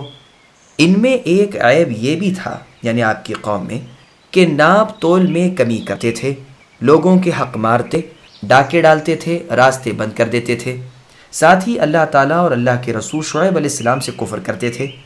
انہوں نے اپنے پیغمبر کی نصیحتوں پر کان تک نہ دھرا بلکہ انہیں جھوٹا کہا۔ اس بنا پر ان پر عذاب الہی برس پڑا، سخت بھونچال آیا اور ساتھ ہی اتنی تیز و تند آواز آئی کہ دل اڑ گئے اور روحیں جسموں سے پرواز کر گئیں اور گھڑی کی گھڑی سب کا ڈھیر ہو گیا۔ ان کا پورا قصہ سورہ آراف اور سورہ شعراء میں تفصیل سے گزر چکا ہے۔ وعادا وثمود وقد تبين لكم من مساكنهم وزين لهم الشيطان أعمالهم فصدهم عن السبيل وكانوا مستبصرين وقارون وفرعون وهامان ولقد جاءهم موسى بالبينات فاستكبروا في الأرض وما كانوا سابقين وكلا أخذنا بذنبه ومنهم من أرسلنا عليه حاصبا ومنهم من أخذته الصيحة ومنهم من خسفنا به الأرض ومنهم من أغرقنا وما كان الله ليظلمهم ولكن كانوا أنفسهم يظلمون۔ اور ہم نے عادیوں اور ثمودیوں کو بھی غارت کیا جن کے بعض مکانات تمہارے سامنے ظاہر ہیں۔ شیطان نے انہیں ان کی بدعمالیاں آراستہ کر دکھائی تھیں اور انہیں راہ سے روک دیا تھا، باوجود یہ کہ یہ آنکھوں والے اور ہوشیار تھے۔ اور قارون اور فرعون اور حامان کو بھی، ان کے پاس موسیٰ علیہ السلام کھلے کھلے معجزے لے کر آئے تھے، پھر بھی انہوں نے زمین میں تکبر کیا لیکن ہم سے آگے بڑھنے والے نہ ہو سکے۔ پھر تو ہر ایک کو ہم نے اس کے گناہ کے وبال میں گرفتار کر لیا۔ ان میں سے بعض پر ہم نے پتھروں کا میہ برسایا اور ان میں سے بعض کو زوردار سخت آواز نے دبوچ لیا، اور ان میں سے بعض کو ہم نے زمین میں دھسا دیا، اور ان میں سے بعض کو ہم نے ڈبو دیا۔ اللہ تعالیٰ ایسے نہ تھے کہ ان پر ظلم کرے، بلکہ یہی لوگ اپنی جانوں پر ظلم کیا کرتے تھے۔ سامعین اب آیتوں کی تفسیر سماعت کیجیے۔ قوم عاد اور ثمود بھی فنا کے گھاٹ میں۔ قوم عاد ہود علیہ السلام کی قوم تھے، احقاف میں رہتے تھے جو یمن کے شہروں میں حضرموت کے قریب ہے۔ ثمودی صالح علیہ السلام کی قوم کے لوگ تھے، یہ حجر میں بستے تھے جو وادی القریٰ کے قریب ہے۔ اہل عرب کے راستے میں ان کی بستی آتی تھی جسے یہ بخوبی جانتے تھے۔ قارون ایک دولت مند شخص تھا جس کے بھرپور خزانوں کی کنجیاں ایک جماعت کی جماعت اٹھاتی تھی۔ فرعون مصر کا بادشاہ تھا اور حامان اس کا وزیر اعظم تھا۔ اسی کے زمانے میں موسیٰ علیہ السلام اللہ تعالیٰ سے گفتگو کرنے والے نبی تھے، وہ فرعون اور حامان اور اس کی قوم کی طرف بھیجے گئے تھے۔ یہ دونوں قبطی کافر تھے، یعنی فرعون اور حامان۔ جب ان کی سرکشی حد سے گزر گئی، اللہ تعالیٰ کی توحید کے منکر ہو گئے، رسولوں کو ایذائیں دیں اور ان کی نہ مانی، تو اللہ تعالیٰ نے ان سب کو طرح طرح کے عذابوں سے ہلاک کیا۔ قوم عاد پر ہوائیں بھیجیں، انہیں اپنی قوت و طاقت کا بڑا گھمنڈ تھا، کسی کو اپنے مقابلے کا نہ جانتے تھے۔ ان پر ہوا بھیجی جو بڑی تیز و تند تھی، جو ان پر زمین کے پتھر اڑا اڑا کر برسانے لگی، بالآخر زور پکڑتے پکڑتے یہاں تک بڑھ گئی کہ انہیں اچک لے جاتی اور آسمان کے قریب لے جا کر پھر گرا دیتی۔ سر کے بل گرتے اور سر الگ ہو جاتا اور ایسے ہو جاتے جیسے کھجور کے درخت جن کے تنے الگ ہوں اور شاخیں جدا ہوں۔ قوم ثمود پر حجت الہی پوری ہوئی، دلائل دیے گئے، ان کی طلب کے موافق پتھر میں سے ان کے دیکھتے ہوئے اونٹنی نکلی، لیکن تاہم انہیں ایمان نصیب نہ ہوا بلکہ طغیانی سرکشی میں بڑھتے رہے۔ اللہ تعالیٰ کے نبی صالح علیہ السلام کو دھمکانے اور ڈرانے لگے اور ایمانداروں سے بھی کہنے لگے کہ ہمارے شہر چھوڑ دو ورنہ ہم تمہیں سنسار کر دیں گے۔ انہیں ایک چیخ سے پارا پارا کر دیا، دل دہل گئے، کلیجے اڑ گئے اور سب کی روحیں جسموں سے نکل گئیں۔ قارون نے سرکشی اور تکبر کیا، طغیانی اور بڑائی کی، رب اعلیٰ اللہ تعالیٰ کی نافرمانی کی، زمین میں فساد مچا دیا، اکڑ اکڑ کر چلنے لگا، اپنے ڈنٹر بل دیکھنے لگا، اترانے لگا اور پھولنے لگا۔ بس اللہ تعالیٰ نے اسے ماں اس کے محلات کے زمین دوز کر دیا، جو آج تک دھستا چلا جا رہا ہے۔ فرعون، حامان اور ان کے لشکروں کو صبح ہی صبح ایک ہی گھڑی میں دریاباد کر دیا، ان میں سے ایک بھی نہ بچا جو ان کا نام تو کبھی لیتا۔ اللہ تعالیٰ نے یہ جو کچھ کیا، کچھ ان پر ظلم نہ تھا، بلکہ ان کے ظلم کا بدلہ تھا، ان کے کرتوت کا پھل تھا، ان کی کرنی کی بھرنی تھی۔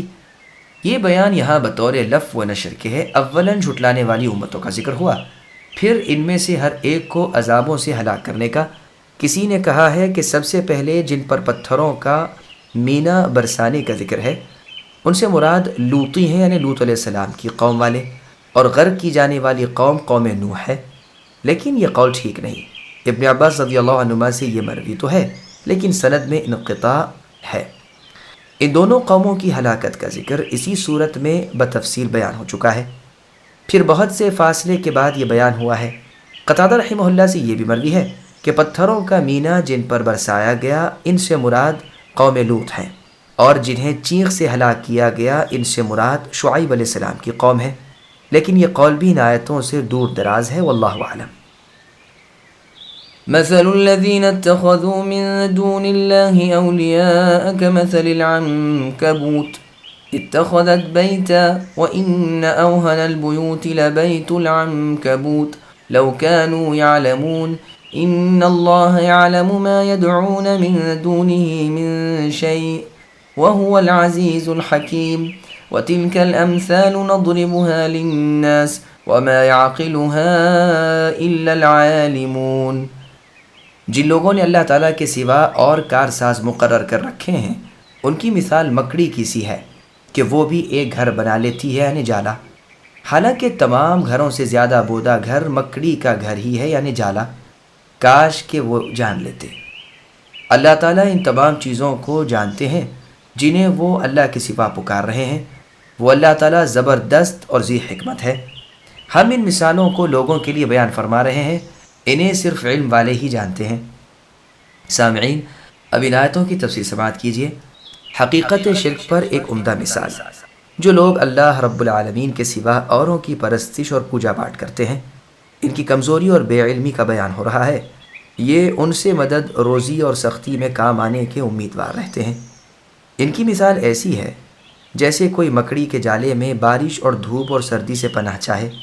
اگر ان میں علم ہوتا تو یہ خالق یعنی اللہ تعالیٰ کو چھوڑ کر مخلوق سے یعنی پیرانے پیر، بزرگوں، ولیوں، نبیوں، فرشتوں، جن، شیاطین، بتوں، درگاہوں سے امیدیں وابستہ نہ کرتے۔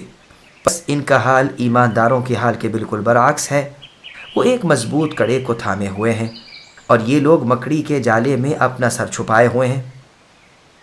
مومن کا دل اللہ تعالیٰ کی طرف، اس کا جسم اعمال صالحہ کی طرف مشغول ہے، اور اس کافر و مشرک شخص کا دل مخلوق کی طرف اور جسم اس کی پرستش کی طرف جھکا ہوا ہے۔ پھر اللہ تعالیٰ مشرکوں کو ڈرا رہے ہیں کہ وہ ان سے، ان کے شرک سے اور ان کے جھوٹے معبودوں سے خوب آگاہ ہے۔ انہیں ان کی شرارت کا وہ مزہ چکھائیں گے کہ یہ یاد کریں۔ انہیں ڈھیل دینے میں بھی اللہ کی مصلحت و حکمت ہے، نہ یہ کہ اللہ تعالیٰ علیم ان سے بے خبر ہو۔ ہم نے تو مثالوں سے بھی مسائل سمجھا دیے، لیکن ان کے سوچنے سمجھنے کا مادہ، ان میں غور و فکر کرنے کی توفیق صرف باعمل علماء کو ہوتی ہے جو اپنے علم میں پورے ہیں۔ اس آیت سے ثابت ہوا کہ اللہ تعالیٰ کی بیان کردہ مثالوں کو سمجھ لینا سچے علم کی دلیل ہے۔ عامر بن مرہ رضی اللہ عنہ فرماتے ہیں کہ کلام اللہ یعنی قرآن مجید کی جو آیت میری تلاوت میں آئے اور اس کا تفصیلی معنی مطلب میری سمجھ میں نہ آئے تو میرا دل دکھتا ہے، مجھے سخت تکلیف ہوتی ہے، اور میں ڈرنے لگتا ہوں کہ کہیں اللہ تعالیٰ کے نزدیک میری گنتی جاہلوں میں تو نہیں ہو گئی، کیونکہ فرمان الہی یہی ہے کہ ہم ان مثالوں کو لوگوں کے سامنے پیش کر رہے ہیں، لیکن سوائے عالموں کے انہیں دوسرے سمجھ نہیں سکتے۔ اللہ تعالیٰ ہمیں اپنے مبارک کلام کی صحیح سمجھ، اپنے نبی کے مبارک فرامین اور آپ کے ساتھی اصحاب کرام رضی اللہ عنہم اور تابعین و تبع تابعین، ائمہ، محدثین و مفسرین کی مستند اقوال کی روشنی میں سمجھنے کی توفیق عطا فرمائے۔ خلق الله السماوات والأرض بالحق إن في ذلك لآية للمؤمنين۔ اللہ تعالیٰ نے آسمانوں کو اور زمین کو مصلحت اور حق کے ساتھ پیدا کیا ہے، اور بے شک ایمان والوں کے لیے تو اس میں بڑی بھاری دلیل ہے۔ سامعین ابی سعد کی تفسیر سماعت کیجیے۔ خالق حقیقی یعنی اللہ کا ذکر۔ اللہ تعالیٰ کی بہت بڑی قدرت کا بیان ہو رہا ہے کہ تنے تنہا اللہ ہی نے آسمانوں کو اور زمینوں کو پیدا فرمایا۔ اللہ نے انہیں کھیل تماشے کے طور پر یا لغو و بیکار نہیں بنایا، بلکہ اس لیے کہ یہاں لوگوں کو بسائے، پھر ان کی نیکیاں بدیاں دیکھے اور قیامت کے دن ان کے اعمال کے مطابق انہیں جزا و سزا دے۔ بروں کو ان کی بدعمالیوں پر سزا اور نیکوں کو ان کی نیکیوں پر بہترین بدلہ۔ اتل ما اوحی الیک من الكتاب واقم الصلاة ان الصلاة تنہى عن الفحشاء والمنکر ولذکر اللہ اکبر واللہ یعلم ما تصنعون۔ جو کتاب اے نبی آپ کی طرف وحی کی گئی ہے اسے پڑھتے رہیے اور نماز کے پابند رہیے۔ یقیناً نماز بے حیائی اور برائی سے روکتی ہے۔ بے شک اللہ تعالیٰ کا ذکر بہت بڑی چیز ہے، اور تم جو کچھ کر رہے ہو اس سے اللہ تعالیٰ خبردار ہیں۔ سامعین ابی سعد کی تفسیر سماعت کیجیے۔ نماز بے حیائی سے روکتی ہے۔ اللہ تبارک و تعالیٰ اپنے رسول محمد صلی اللہ علیہ وسلم کو اور ایمانداروں کو حکم دے رہے ہیں کہ وہ قرآن کریم کی تلاوت کرتے رہیں اور اسے اوروں کو بھی سنائیں، اور نمازوں کو نگہبانی اور پابندی سے پڑھتے رہا کریں۔ نماز انسان کو ناشائستہ کام اور نالائق حرکتوں سے باز رکھتی ہے۔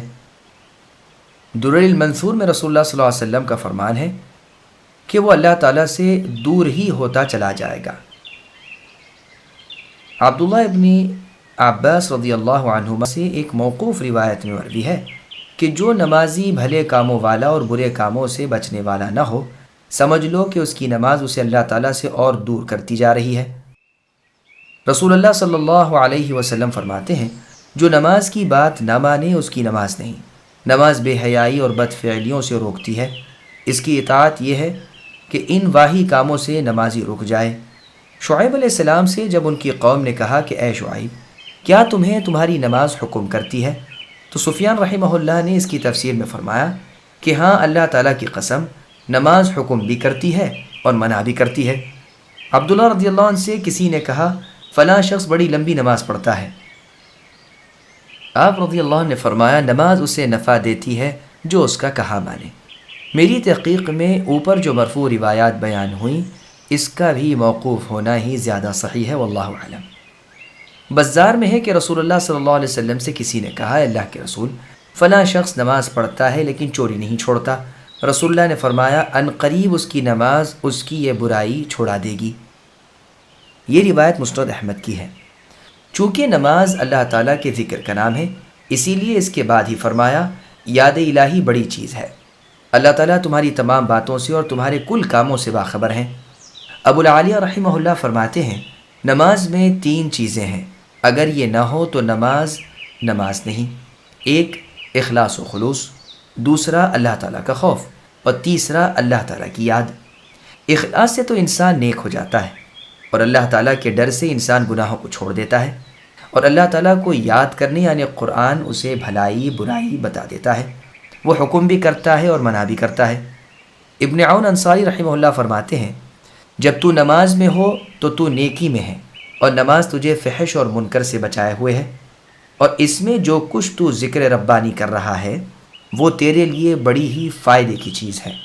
حماد رحمہ اللہ کا قول ہے کہ کم سے کم حالت نماز میں تو برائیوں سے بچا رہے گا۔ ایک راوی سے ابن عباس رضی اللہ عنہما کا یہ قول مروی ہے کہ جو بندہ اللہ تعالیٰ کی یاد کرتا ہے اللہ تعالیٰ بھی اسے یاد کرتے ہیں۔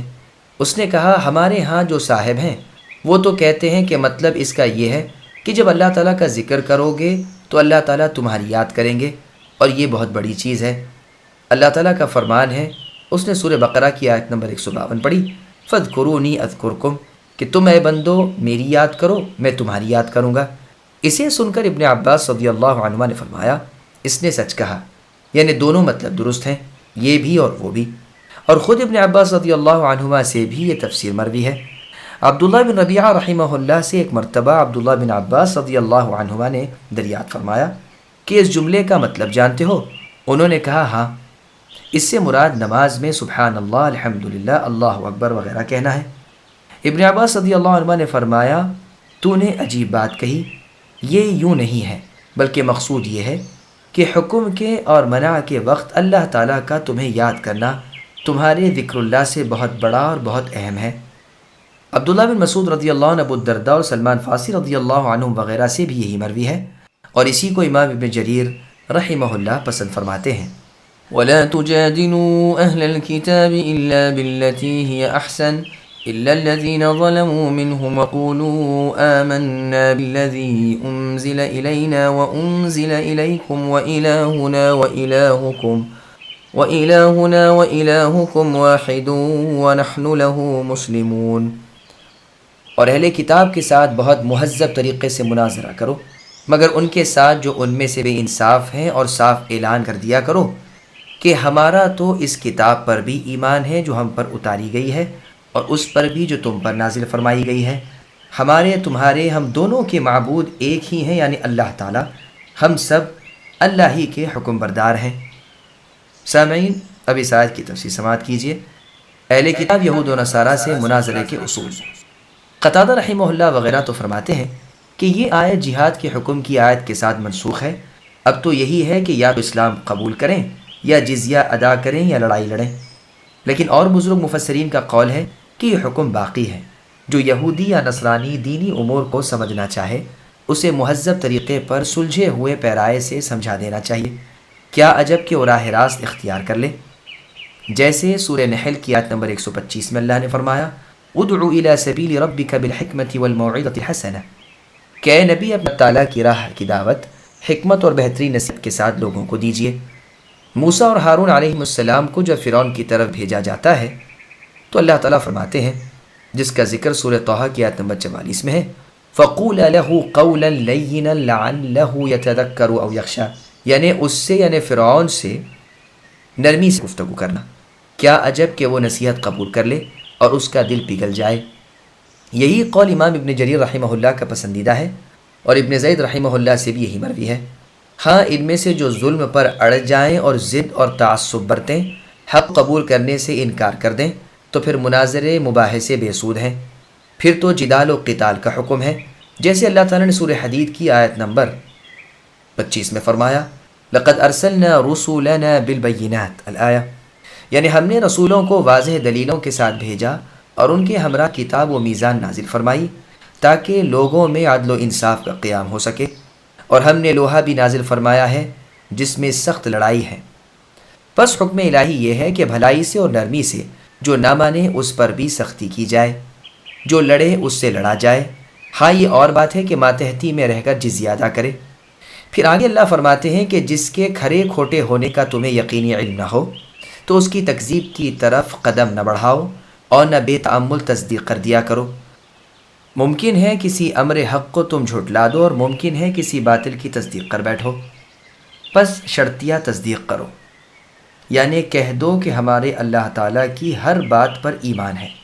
اگر تمہاری پیش کردہ چیز اللہ کی نازل کردہ ہے تو ہم اسے تسلیم کرتے ہیں، اور اگر تم نے تبدیل و تحریف کر دی ہے تو ہم اسے نہیں مانتے۔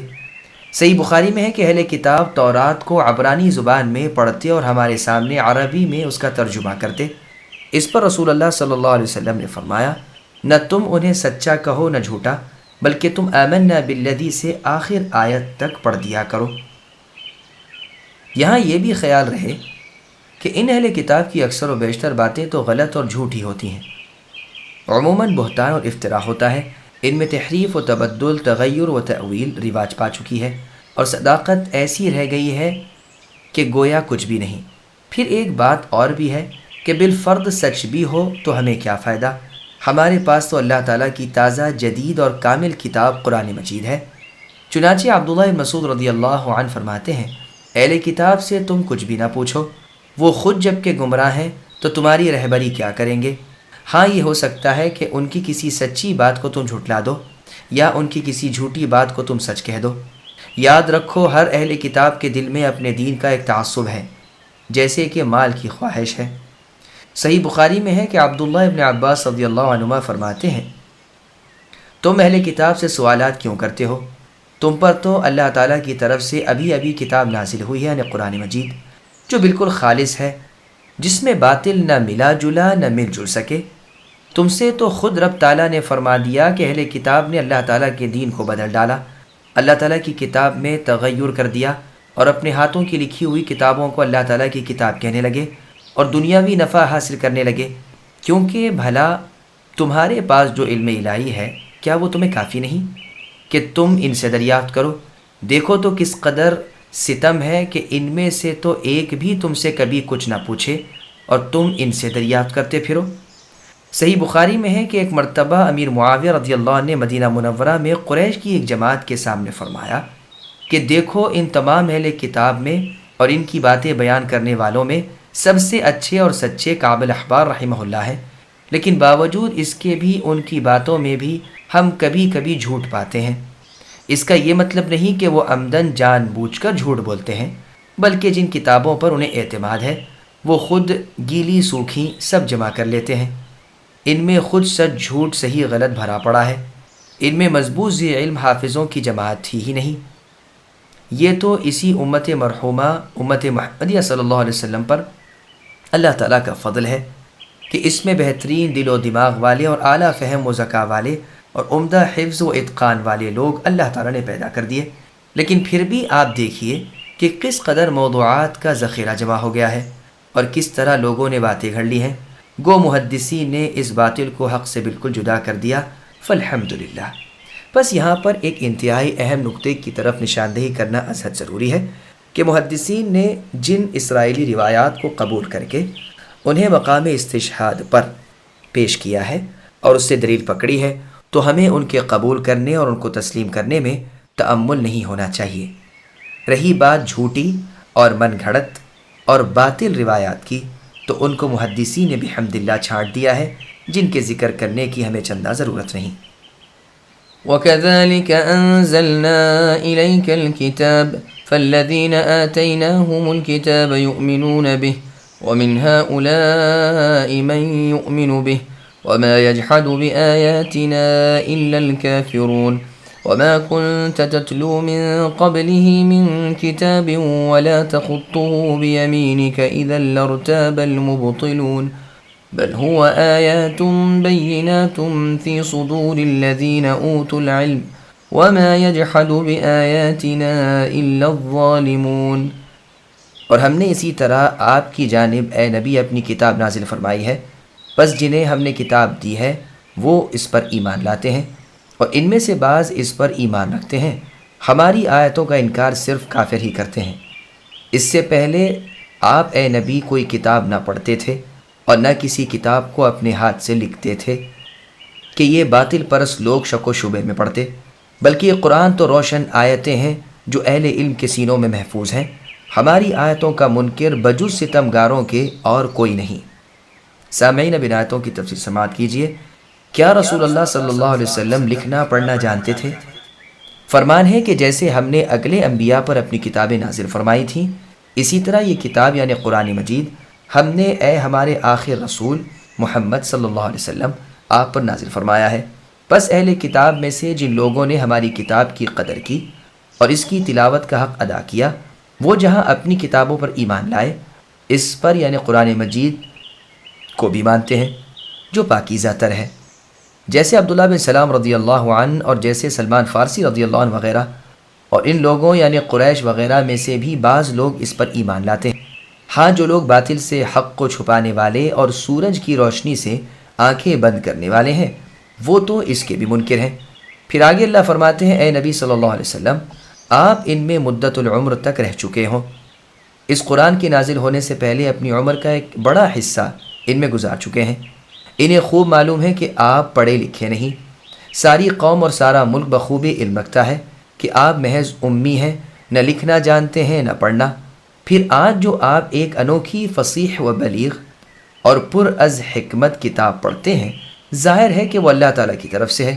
آپ اس حالت میں کہ ایک حرف پڑھے ہوئے نہیں، خود تصنیف و تالیف کر نہیں سکتے۔ رسول اللہ صلی اللہ علیہ وسلم کی یہی صفت اگلی کتابوں میں تھی، جیسے قرآن میں اللہ تعالیٰ نے سورہ اعراف کی آیت نمبر 157 میں فرمایا، الذين يتبعون الرسول النبي الأمي الذي يجدونه مكتوبا عندهم في التوراة والإنجيل الآية، یعنی جو لوگ پیروی کرتے ہیں اس رسول و نبی امی کی جس کی صفات وہ اپنی کتاب تورات و انجیل میں لکھی ہوئی پاتے ہیں، جو انہیں نیکیوں کا حکم کرتے ہیں اور برائیوں سے روکتے ہیں۔ لطف یہ ہے کہ اللہ تعالیٰ کے معصوم نبی محمد صلی اللہ علیہ وسلم ہمیشہ لکھنے سے دور ہی رکھے گئے۔ ایک سطر کیا مانے ایک حرف بھی لکھنا آپ کو نہ آتا تھا۔ رسول اللہ نے کاتب مقرر کر لیے تھے جو وحی الہی کو لکھ لیتے تھے، اور ضرورت کے وقت شاہان دنیا سے خط و کتابت بھی وہی کرتے تھے۔ پچھلے فقہا میں سے قاضی ابو الولید باجی رحمہ اللہ وغیرہ نے کہا ہے کہ حدیبیہ کے دن خود رسول اللہ صلی اللہ علیہ وسلم نے اپنے ہاتھ سے یہ جملہ صلح نامے میں لکھا تھا کہ ھذا ما قضى علیہ محمد بن عبداللہ، یعنی یہ وہ شرائط ہیں جن پر محمد ابن عبداللہ صلی اللہ علیہ وسلم نے فیصلہ کیا، لیکن یہ قول درست نہیں۔ یہ وہم قاضی صاحب کو بخاری کی اس روایت سے پڑا ہے جس میں یہ الفاظ ہیں کہ ثم اخذ فکتب، یعنی پھر رسول اللہ صلی اللہ علیہ وسلم نے خود آپ اس نوشتہ دان کو لے کر اس میں لکھا، لیکن اس کا مطلب یہ ہے کہ آپ نے لکھنے کا حکم دیا، جیسے بخاری ہی کی دوسری روایت سے یہ ثابت ہوتا ہے جس میں ہے کہ ثم امر فکتب، یعنی رسول اللہ صلی اللہ علیہ وسلم نے پھر حکم دیا اور لکھا گیا۔ مشرق و مغرب کے تمام علماء کا یہی مذہب ہے، بلکہ امام باجی وغیرہ پر انہوں نے اس قول کا بہت سخت رد کیا ہے اور اس سے بیزاری ظاہر کی ہے، اور اس قول کی تردید اپنے اشعار اور خطبوں میں بھی کی ہے۔ لیکن یہ بھی خیال رہے کہ قاضی صاحب وغیرہ کا یہ خیال ہرگز نہیں کہ رسول اللہ اچھی طرح لکھنا جانتے تھے، بلکہ وہ کہتے ہیں کہ آپ کا یہ جملہ صلح نامے پر لکھ لینا رسول اللہ کا ایک معجزہ تھا، جیسا کہ صحیح بخاری مسلم وغیرہ میں ہے۔ رسول اللہ کا فرمان ہے کہ دجال کی دونوں آنکھوں کے درمیان کافر لکھا ہوا ہوگا، اور ایک روایت میں ہے کہ کافر لکھا ہوا ہوگا جسے ہر مومن پڑھ لے گا، یعنی اگرچہ ان پڑھ ہو تب بھی اسے پڑھ لے گا۔ یہ مومن کی ایک کرامت ہوگی۔ اسی طرح یہ فقرہ لکھ لینا اللہ تعالیٰ کے نبی کا ایک معجزہ تھا۔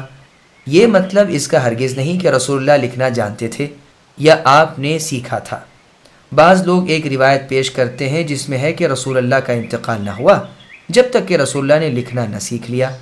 یہ روایت بالکل ضعیف ہے، بلکہ محض بے اصل ہے۔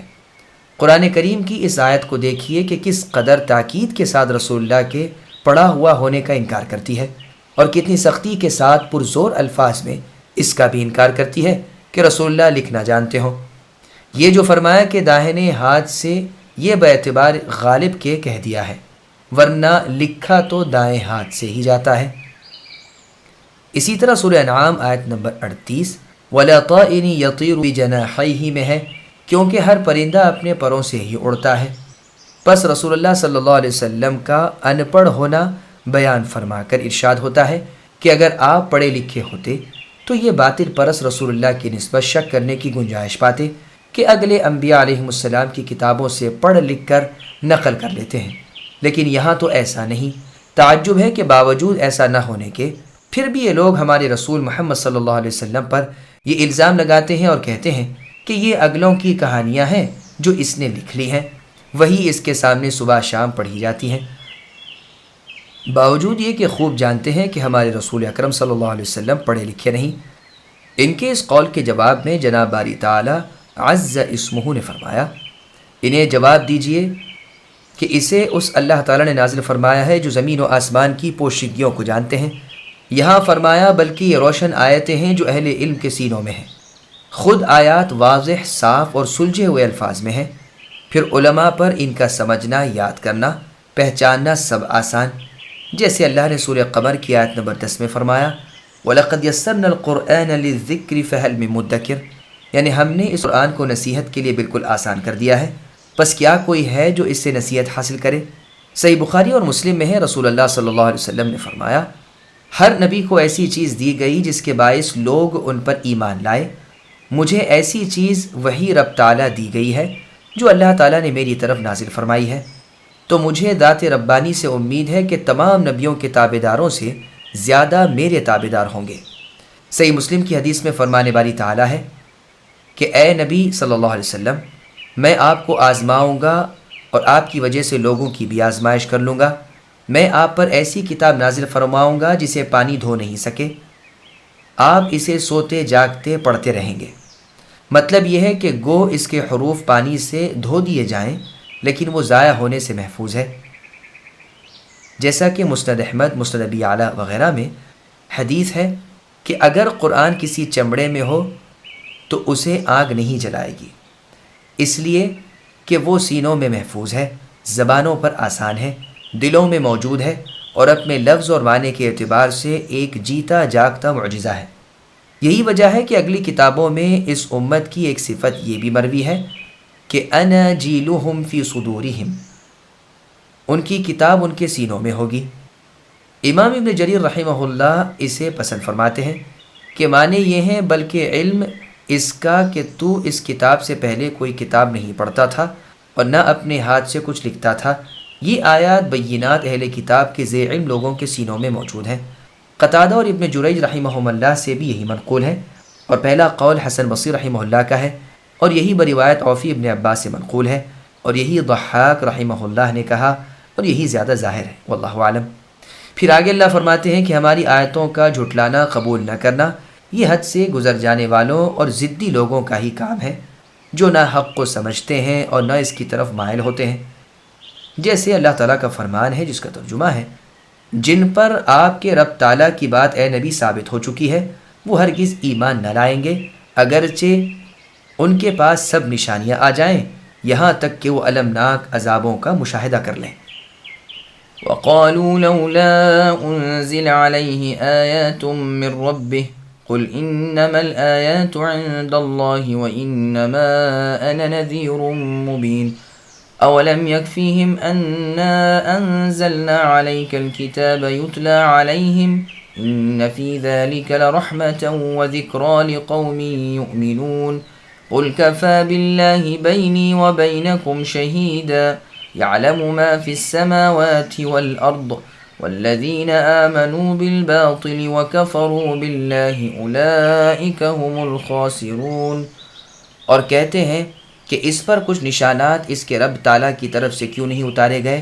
اے نبی آپ کہہ دیجئے کہ نشانات تو سب اللہ تعالیٰ کے پاس ہیں، میری حیثیت تو صرف کھلم کھلا آگاہ کر دینے والے کی ہے۔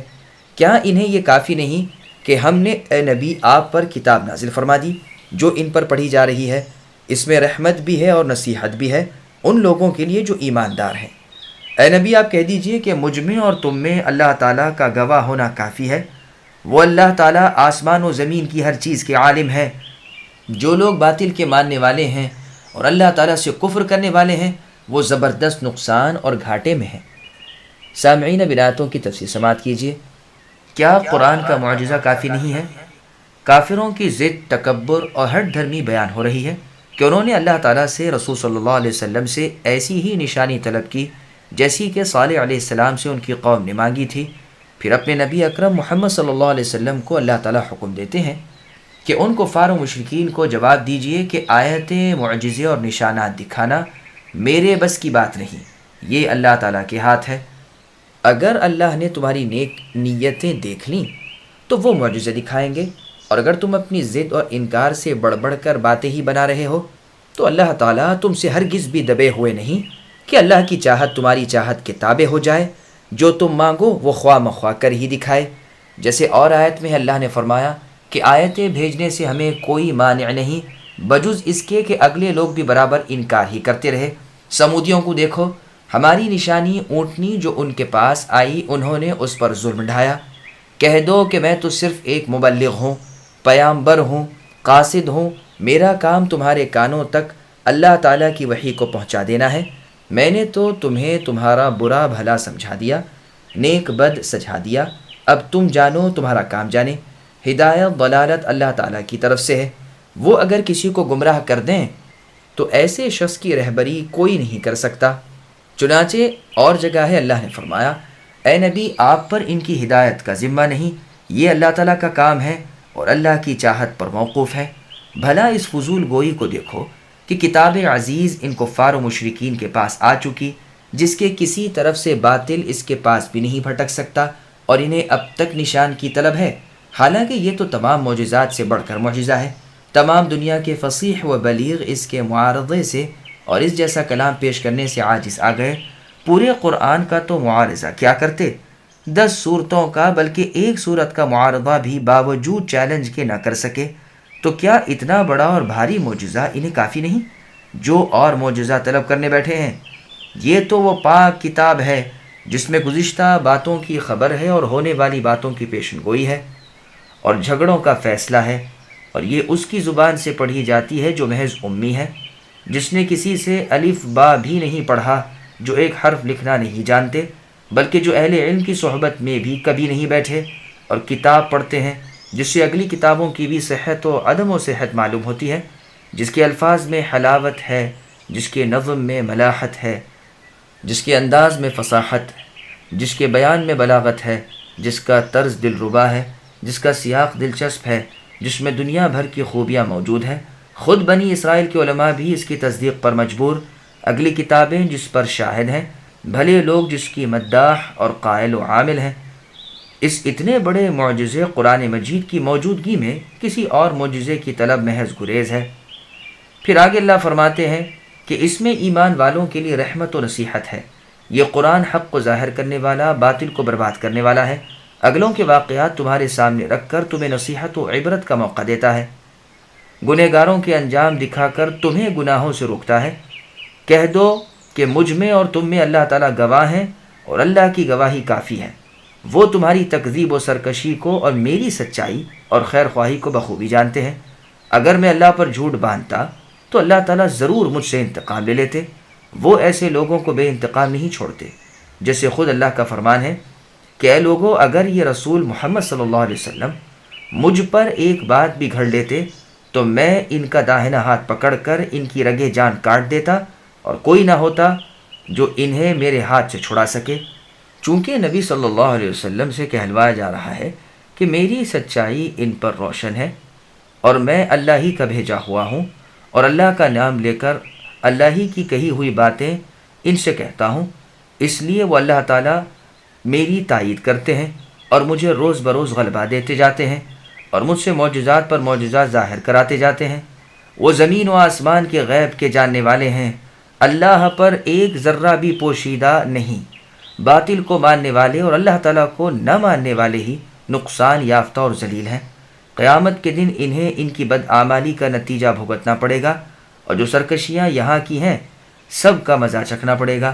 بھلا اللہ تعالیٰ کو نہ ماننا اور بتوں اور درگاہوں کو ماننا، اس سے بڑھ کر اور ظلم کیا ہوگا؟ وہ اللہ تعالیٰ علم والے ہیں اور حکمت والے ہیں۔ اللہ تعالیٰ ایسے ظالموں کو ضرور بدلا دیں گے۔ وَيَسْتَعْجِلُونَكَ بِالْعَذَابِ وَلَوْلَا أَجَلٌ مُّسَمًّى لَّجَاءَهُمُ الْعَذَابُ وَلَيَأْتِيَنَّهُمْ بَغْتَةً وَهُمْ لَا يَشْعُرُونَ يَسْتَعْجِلُونَكَ بِالْعَذَابِ وَإِنَّ جَهَنَّمَ لَمُحِيطَةٌ بِالْكَافِرِينَ يَوْمَ يَغْشَاهُمُ الْعَذَابُ مِن فَوْقِهِمْ وَمِن تَحْتِ أَرْجُلِهِمْ وَيَقُولُ ذُوقُوا مَا كُنتُمْ تَعْمَلُونَ۔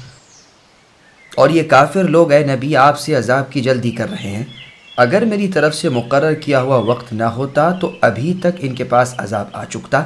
یہ یقینی بات ہے کہ اچانک ان کی بے خبری میں ان کے پاس عذاب آ پہنچیں گے۔ یہ عذابوں کی جلدی مچا رہے ہیں۔ تسلی رکھیں، جہنم کافروں کو گھیر لینے والی ہے۔ اس دن ان کے اوپر تلے سے انہیں عذاب ڈھانپ رہے ہوں گے اور کہہ رہے ہوں گے کہ اب اپنے بدعمال کا مزہ چکھو۔ سامعین، اب ان آیتوں کی تفسیر سماعت کیجیے۔ مشرکین کی ہٹ دھرمی اور عذاب کا مطالبہ۔ مشرکوں کا اپنی جہالت سے عذاب الہی کا طلب کرنا بیان ہو رہا ہے۔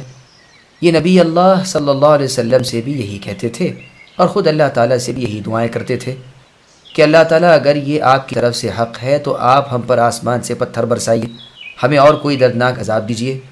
یہاں انہیں جواب ملتا ہے کہ رب العالمین یہ بات مقرر کر چکے ہیں کہ ان کفار کو قیامت کے دن عذاب ہوں گے۔ اگر یہ نہ ہوتا تو ان کے مانگتے ہی عذاب کی مہیب بادل ان پر برس پڑتے۔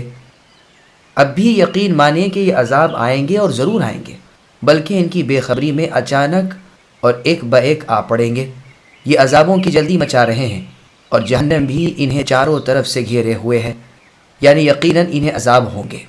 ابن عباس رضی اللہ عنہما سے منقول ہے کہ وہ جہنم یہی بحر اخضر ہے ستارے اسی میں جھڑیں گے اور سورج چاند اسی میں بے نور کر کے ڈال دیے جائیں گے، اور یہ بھڑک اٹھے گا اور جہنم بن جائے گا۔ پھر آگے اللہ فرماتے ہیں کہ اس دن انہیں نیچے اوپر سے آگ ڈھانک لے گی، جیسے اللہ تعالیٰ نے سورہ اعراف کی آیت نمبر 41 میں فرمایا، لَهُم مِّن جَهَنَّمَ مِهَادٌ وَمِن فَوْقِهِمْ غَوَاشٍ، ان کے لیے جہنم ہی اوڑھنا بچھونا ہے۔ اور سورہ زمر کی آیت نمبر 16 میں فرمایا، لَهُم مِّن فَوْقِهِمْ ظُلَلٌ مِّنَ النَّارِ وَمِن تَحْتِهِمْ ظُلَلٌ، یعنی ان کے اوپر نیچے سے آگ ہی کا فرش اور سائبان ہوگا۔ اور سورہ انبیاء کی آیت نمبر 39 میں فرمایا، لو يعلم الذين كفروا حين لا يكفون عن وجوههم النار ولا عن ظهورهم، یعنی کاش کے کافر اس وقت کو جان لیں جبکہ نہ اپنے آگے سے آنکھ کو ہٹا سکیں گے نہ پیچھے سے۔ ان آیتوں سے معلوم ہو گیا کہ ہر طرف سے ان کفار کو آنکھ کھا رہی ہوگی، آگے سے، پیچھے سے، اوپر سے، نیچے سے، دائیں سے، بائیں سے، تو اس پر رب عالم کی ڈانٹ ڈپٹ اور مصیبت ہوگی۔ ادھر ہر وقت کہا جائے گا، لو اب عذاب کے مزے چکھو۔ بس ایک تو وہ ظاہری جسمانی عذاب، دوسرا یہ باطنی روحانی عذاب۔ اسی کا ذکر اللہ نے سورہ قمر کی آیت نمبر 48 میں فرمایا، یوم یسحبون، اور سورہ طور کی آیت نمبر 13، یوم یدعون، یعنی جبکہ جہنم میں اوندھے منہ گھسیٹے جائیں گے اور کہا جائے گا کہ لو اب آنکھ کے عذاب کا مزہ چکھو۔ جس دن انہیں دھکے دے دے کر جہنم میں ڈالا جائے گا اور کہا جائے گا، یہ وہ جہنم ہے جسے تم جھٹلاتے رہے، اب بتاؤ جادو ہے یا تم اندھے ہو، جاؤ اب جہنم میں چلے جاؤ، اب تمہارا صبر کرنا نہ کرنا یکساں ہے، تمہیں تمہارے اعمال کا بدلہ بھگتنا ضروری ہے۔ يا عبادي الذين آمنوا إن أرضي واسعة فإياي فاعبدون كل نفس ذائقة الموت ثم إلينا ترجعون والذين آمنوا وعملوا الصالحات لنبوئنهم من الجنة غرفا تجري من تحتها الأنهار خالدين فيها نعم أجر العاملين الذين صبروا على ربهم يتوكلون وكأي من دابة لا تحمل رزقها الله يرزقها وإياكم وهو السميع العليم۔ اے میرے ایماندار بندو، میری زمین بہت کشادہ ہے، سو تم میری ہی عبادت کرتے رہو۔ ہر جاندار موت کا مزہ چکھنے والا ہے، اور تم سب ہماری ہی طرف لوٹائے جاؤ گے۔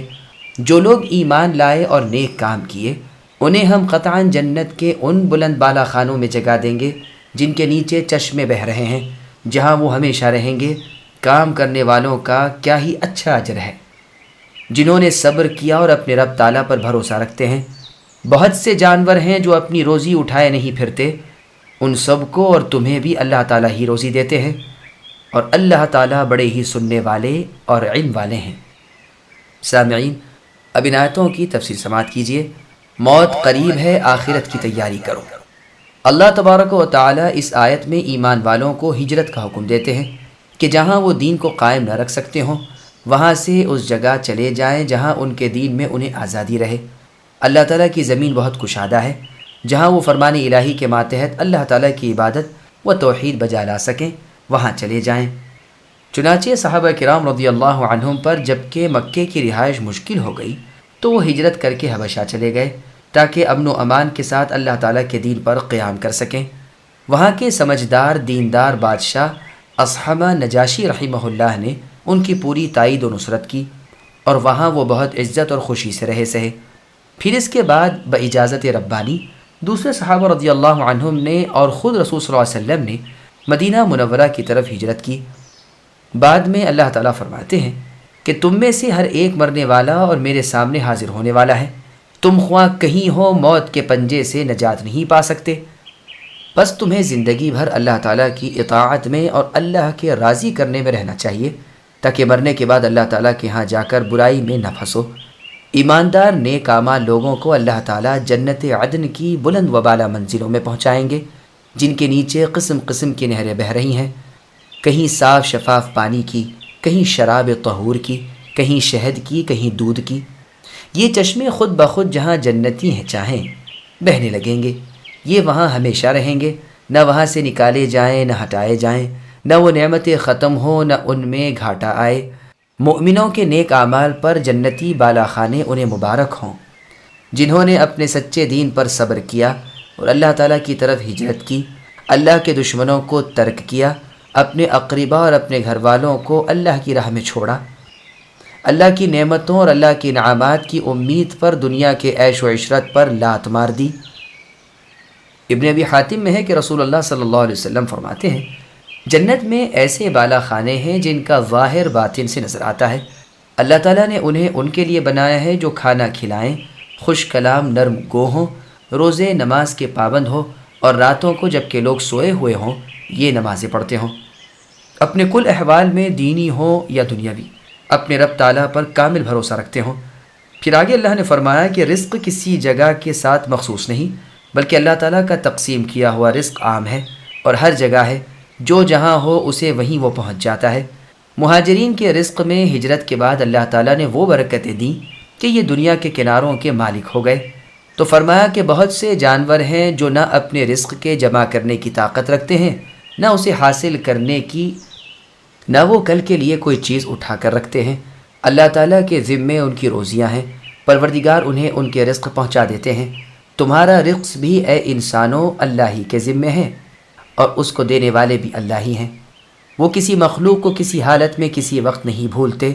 چونٹیوں کو ان کے سوراخوں میں، پرندوں کو آسمان و زمین کی خلا میں، مچھلیوں کو پانی میں وہی رزق پہنچاتے ہیں، جیسے اللہ تعالیٰ نے سورہ ہود کی آیت نمبر 6 میں فرمایا وَمَا مِن دَابَّةٍ فِي الْأَرْضِ الآیہ، یعنی کوئی جانور روئے زمین پر ایسا نہیں کہ اس کی روزی اللہ تعالیٰ کے ذمے نہ ہو، وہی ان کے ٹھہرنے اور رہنے سہنے کی جگہ کو بخوبی جانتے ہیں۔ یہ سب اللہ کی روشن کتاب میں موجود ہے۔ یہ مشہور ہے کہ کوے کے بچے جب نکلتے ہیں تو ان کے پر و بال سفید ہوتے ہیں، یہ دیکھ کر کوا ان سے نفرت کر کے بھاگ جاتا ہے۔ کچھ دنوں کے بعد ان پروں کی رنگت سیاہ پڑ جاتی ہے، تب ان کے ماں باپ آتے ہیں اور انہیں دانہ وغیرہ کھلاتے ہیں۔ ابتدائی ایام میں جب کہ ماں باپ ان چھوٹے بچوں سے متنفر ہو کر بھاگ جاتے ہیں اور ان کے پاس بھی نہیں آتے، اس وقت اللہ تعالیٰ چھوٹے چھوٹے مچھر ان کے پاس بھیج دیتے ہیں، وہی ان کی غذا بن جاتے ہیں۔ عرب کے شعراء نے اسے نظم کیا ہے۔ وَلَئِن سَأَلْتَهُم مَّنْ خَلَقَ السَّمَاوَاتِ وَالْأَرْضَ وَسَخَّرَ الشَّمْسَ وَالْقَمَرَ لَيَقُولُنَّ اللَّهُ فَأَنَّىٰ يُؤْفَكُونَ اللَّهُ يَبْسُطُ الرِّزْقَ لِمَن يَشَاءُ مِنْ عِبَادِهِ وَيَقْدِرُ لَهُ إِنَّ اللَّهَ بِكُلِّ شَيْءٍ عَلِيمٌ وَلَئِن سَأَلْتَهُم مَّن نَّزَّلَ مِنَ السَّمَاءِ مَاءً فَأَحْيَا بِهِ الْأَرْضَ مِن بَعْدِ مَوْتِهَا لَيَقُولُنَّ اللَّهُ قُلِ الْحَمْدُ لِلَّهِ بَلْ أَكْثَرُهُمْ لَا يَعْقِلُونَ۔ اور اگر آپ اے نبی ان کفار و مشرکین سے دریافت کریں کہ زمین و آسمان کے خالق اور سورج چاند کو کام میں لگانے والے کون ہیں، تو ان کا جواب یہی ہوگا کہ اللہ تعالیٰ۔ پھر کدھر الٹے جا رہے ہیں؟ اللہ تعالیٰ اپنے بندوں میں سے جسے چاہے فراخ روزی دیتے ہیں اور جسے چاہے تنگ۔ یقیناً اللہ تعالیٰ ہر چیز کے جاننے والے ہیں۔ اور اگر آپ اے نبی ان سے سوال کریں کہ آسمان سے پانی اتار کر زمین کو اس کی موت کے بعد زندہ کر دینے والے کون ہیں، تو یقیناً ان کا جواب یہی ہوگا کہ اللہ تعالیٰ ہیں۔ اقرار کر کے ہر تعریف اللہ تعالیٰ ہی کے لیے سزاوار ہے، ہاں ان میں سے اکثر بے عقل ہیں۔ سامعین اب آیتوں کی تفسیر سماعت کیجیے۔ رزق کی فراخی اور تنگی اللہ کے اختیار میں ہے۔ اللہ تعالیٰ ثابت کرتے ہیں کہ معبود برحق صرف وہی ہے۔ خود مشرکین بھی اس بات کے قائل ہیں کہ آسمان و زمین کے پیدا کرنے والے، سورج چاند کو مسخر کرنے والے، دن رات کو پے در پہ لانے والے، خالق رازق، موت و حیات پر قادر صرف اللہ تعالیٰ ہی ہے۔ وہ خوب جانتے ہیں کہ غنا یعنی تونگری کے لائق کون ہے اور فقر کے لائق کون۔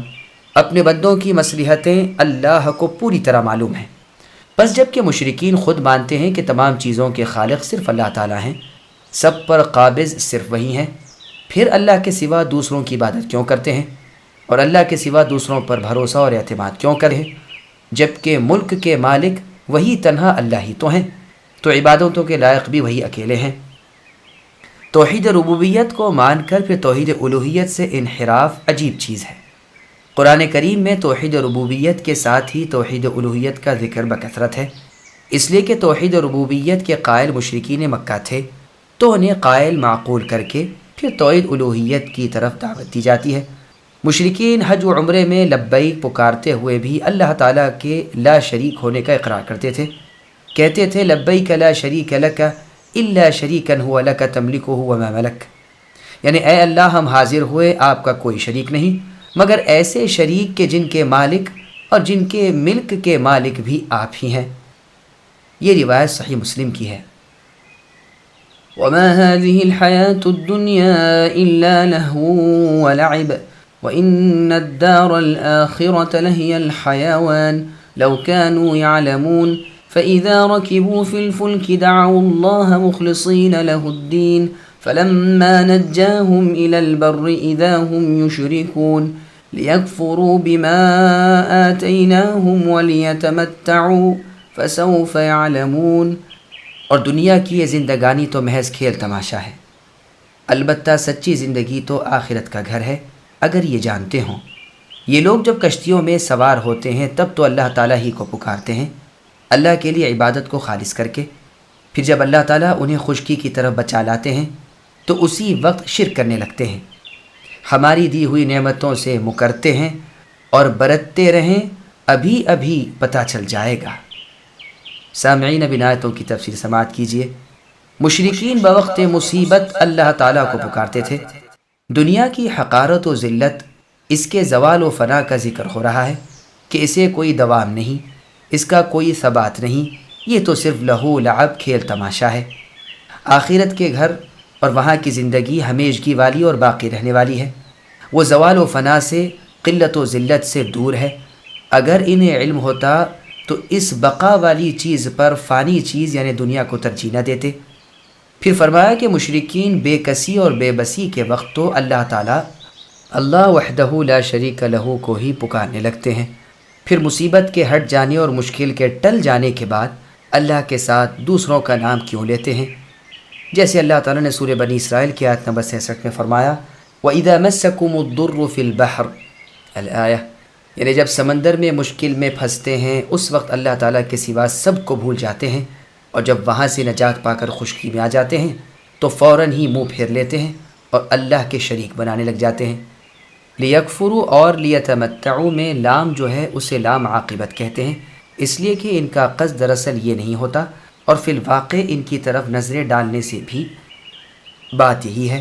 ہاں اللہ تعالیٰ کی نسبت سے تو یہ لام تعلیل ہے، اس کی پوری تقریر ہم سورہ قصص کی آیت نمبر 8 کے تحت کر چکے ہیں۔ أولم يروا أنا جعلنا حرما آمنا ويتخطف الناس من حولهم أفبالباطل يؤمنون وبنعمة الله يكفرون ومن أظلم ممن افترى على الله كذبا أو كذب بالحق لما جاءه فليس في جهنم مثوى للكافرين والذين جاهدوا فينا لنهدينهم سبلنا وَإِنَّ اللَّهَ لَمَعَ الْمُحْسِنِينَ۔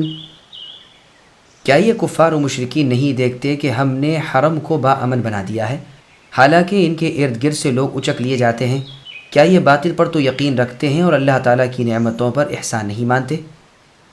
اس سے بڑا ظالم کون ہوگا جو اللہ تعالیٰ پر جھوٹ افترا کرے اور جب حق اس کے پاس آ جائے وہ اسے ناحق بتلائے؟ کیا ایسے کافروں کا ٹھکانہ جہنم میں نہ ہوگا؟ اور جو لوگ ہماری راہ میں مشقتیں برداشت کرتے ہیں ہم انہیں اپنی راہیں ضرور دکھا دیں گے، یقیناً اللہ تعالیٰ نیک کاروں کے ساتھی ہیں۔ سامعین اب ان آیتوں کی تفسیر سماعت کیجیے۔ میری نعمت یاد کرو اور میرے نبی محمد صلی اللہ علیہ وسلم پر ایمان لاؤ۔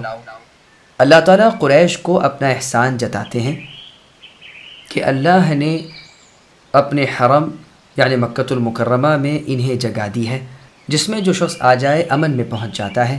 اس کے آس پاس جدال اور قتال لوٹ مار ہوتی رہتی ہے اور یہاں والے امن و امان سے اپنے دن گزارتے ہیں، جیسے سورہ قریش کی آیت نمبر 1 لإیلاف قریش میں اس کا بیان فرمایا۔ تو کیا اس اتنی بڑی نعمت کا شکریہ یہی ہے کہ یہ اللہ تعالیٰ کے ساتھ دوسروں کی بھی عبادت کریں، بجائے ایمان لانے کے کفر کریں اور خود تباہ ہو کر دوسروں کو بھی اسی ہلاکت والی راہ لے چلیں؟ انہیں تو یہ چاہیے تھا کہ رب واحد اللہ تعالیٰ کی عبادت میں سب سے بڑے ہوئے رہیں نبی آخر الزماں محمد صلی اللہ علیہ وسلم اور سچے طرفدار رہیں، لیکن انہوں نے اس کے برعکس اللہ تعالیٰ کے ساتھ شرک و کفر کرنا اور نبی اکرم صلی اللہ علیہ وسلم کو جھٹلانا اور ایذا پہنچانا شروع کر رکھا ہے۔ اپنی سرکشی میں یہاں تک بڑھ گئے کہ اللہ تعالیٰ کے پیغمبر محمد صلی اللہ علیہ وسلم کو مکے سے نکال دیا۔ بالآخر اللہ تعالیٰ کی نعمتیں ان سے چھننی شروع ہو گئیں۔ بدر والے دن ان کے بڑے بڑے کافر سردار بری طرح قتل ہوئے۔ پھر اللہ تعالیٰ نے اپنے نبی محمد صلی اللہ علیہ وسلم کے ہاتھوں پر مکے کو فتح کیا اور انہیں یعنی ان کفار و مشرکین کو ذلیل و پست کیا۔ اس سے بڑھ کر ظالم کوئی نہیں جو اللہ تعالیٰ پر جھوٹ باندھے، وہی آتی نہ ہو اور کہہ دے کہ میری طرف وحی کی جاتی ہے، اور اس سے بھی بڑھ کر ظالم کوئی نہیں جو اللہ تعالیٰ کی سچی وحی کو اور حق کو جھٹلائے اور باوجود حق پہنچنے کے تکذیب پر کمر بستہ رہے۔ ایسے مفتری اور مکذب لوگ کافر ہیں اور ان کا ٹھکانہ جہنم ہے۔ راہ رب میں مشقت کرنے والے سے مراد رسول صلی اللہ علیہ وسلم اور آپ کے اصحاب رضی اللہ عنہم اور آپ کے تابع فرمان لوگ ہیں جو قیامت تک ہوں گے۔ اللہ تعالیٰ فرماتے ہیں کہ ہم ان کوشش اور جستجو کرنے والوں کی رہنمائی کریں گے، دنیا اور دین میں انہیں راستے دکھاتے رہیں گے۔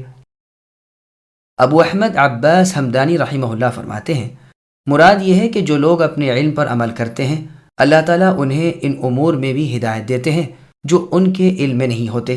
ابو سلیمان الدارانی رحمہ اللہ سے جب یہ ذکر کیا جاتا ہے تو آپ فرماتے ہیں کہ جس کے دل میں کوئی بات پیدا ہو گو وہ بھلی بات ہو، تاہم اسے اس پر عمل نہ کرنا چاہیے جب تک قرآن و حدیث سے وہ بات ثابت نہ ہو۔ جب ثابت ہو عمل کرے اور اللہ تعالیٰ کی حمد کرے کہ جو اس کے جی میں آیا تھا وہی قرآن و حدیث میں بھی نکلا۔ اللہ تعالیٰ محسنین کے ساتھ ہے۔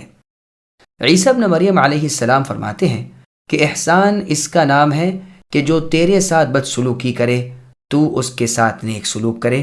احسان کرنے والے سے احسان کرنے کا نام احسان نہیں۔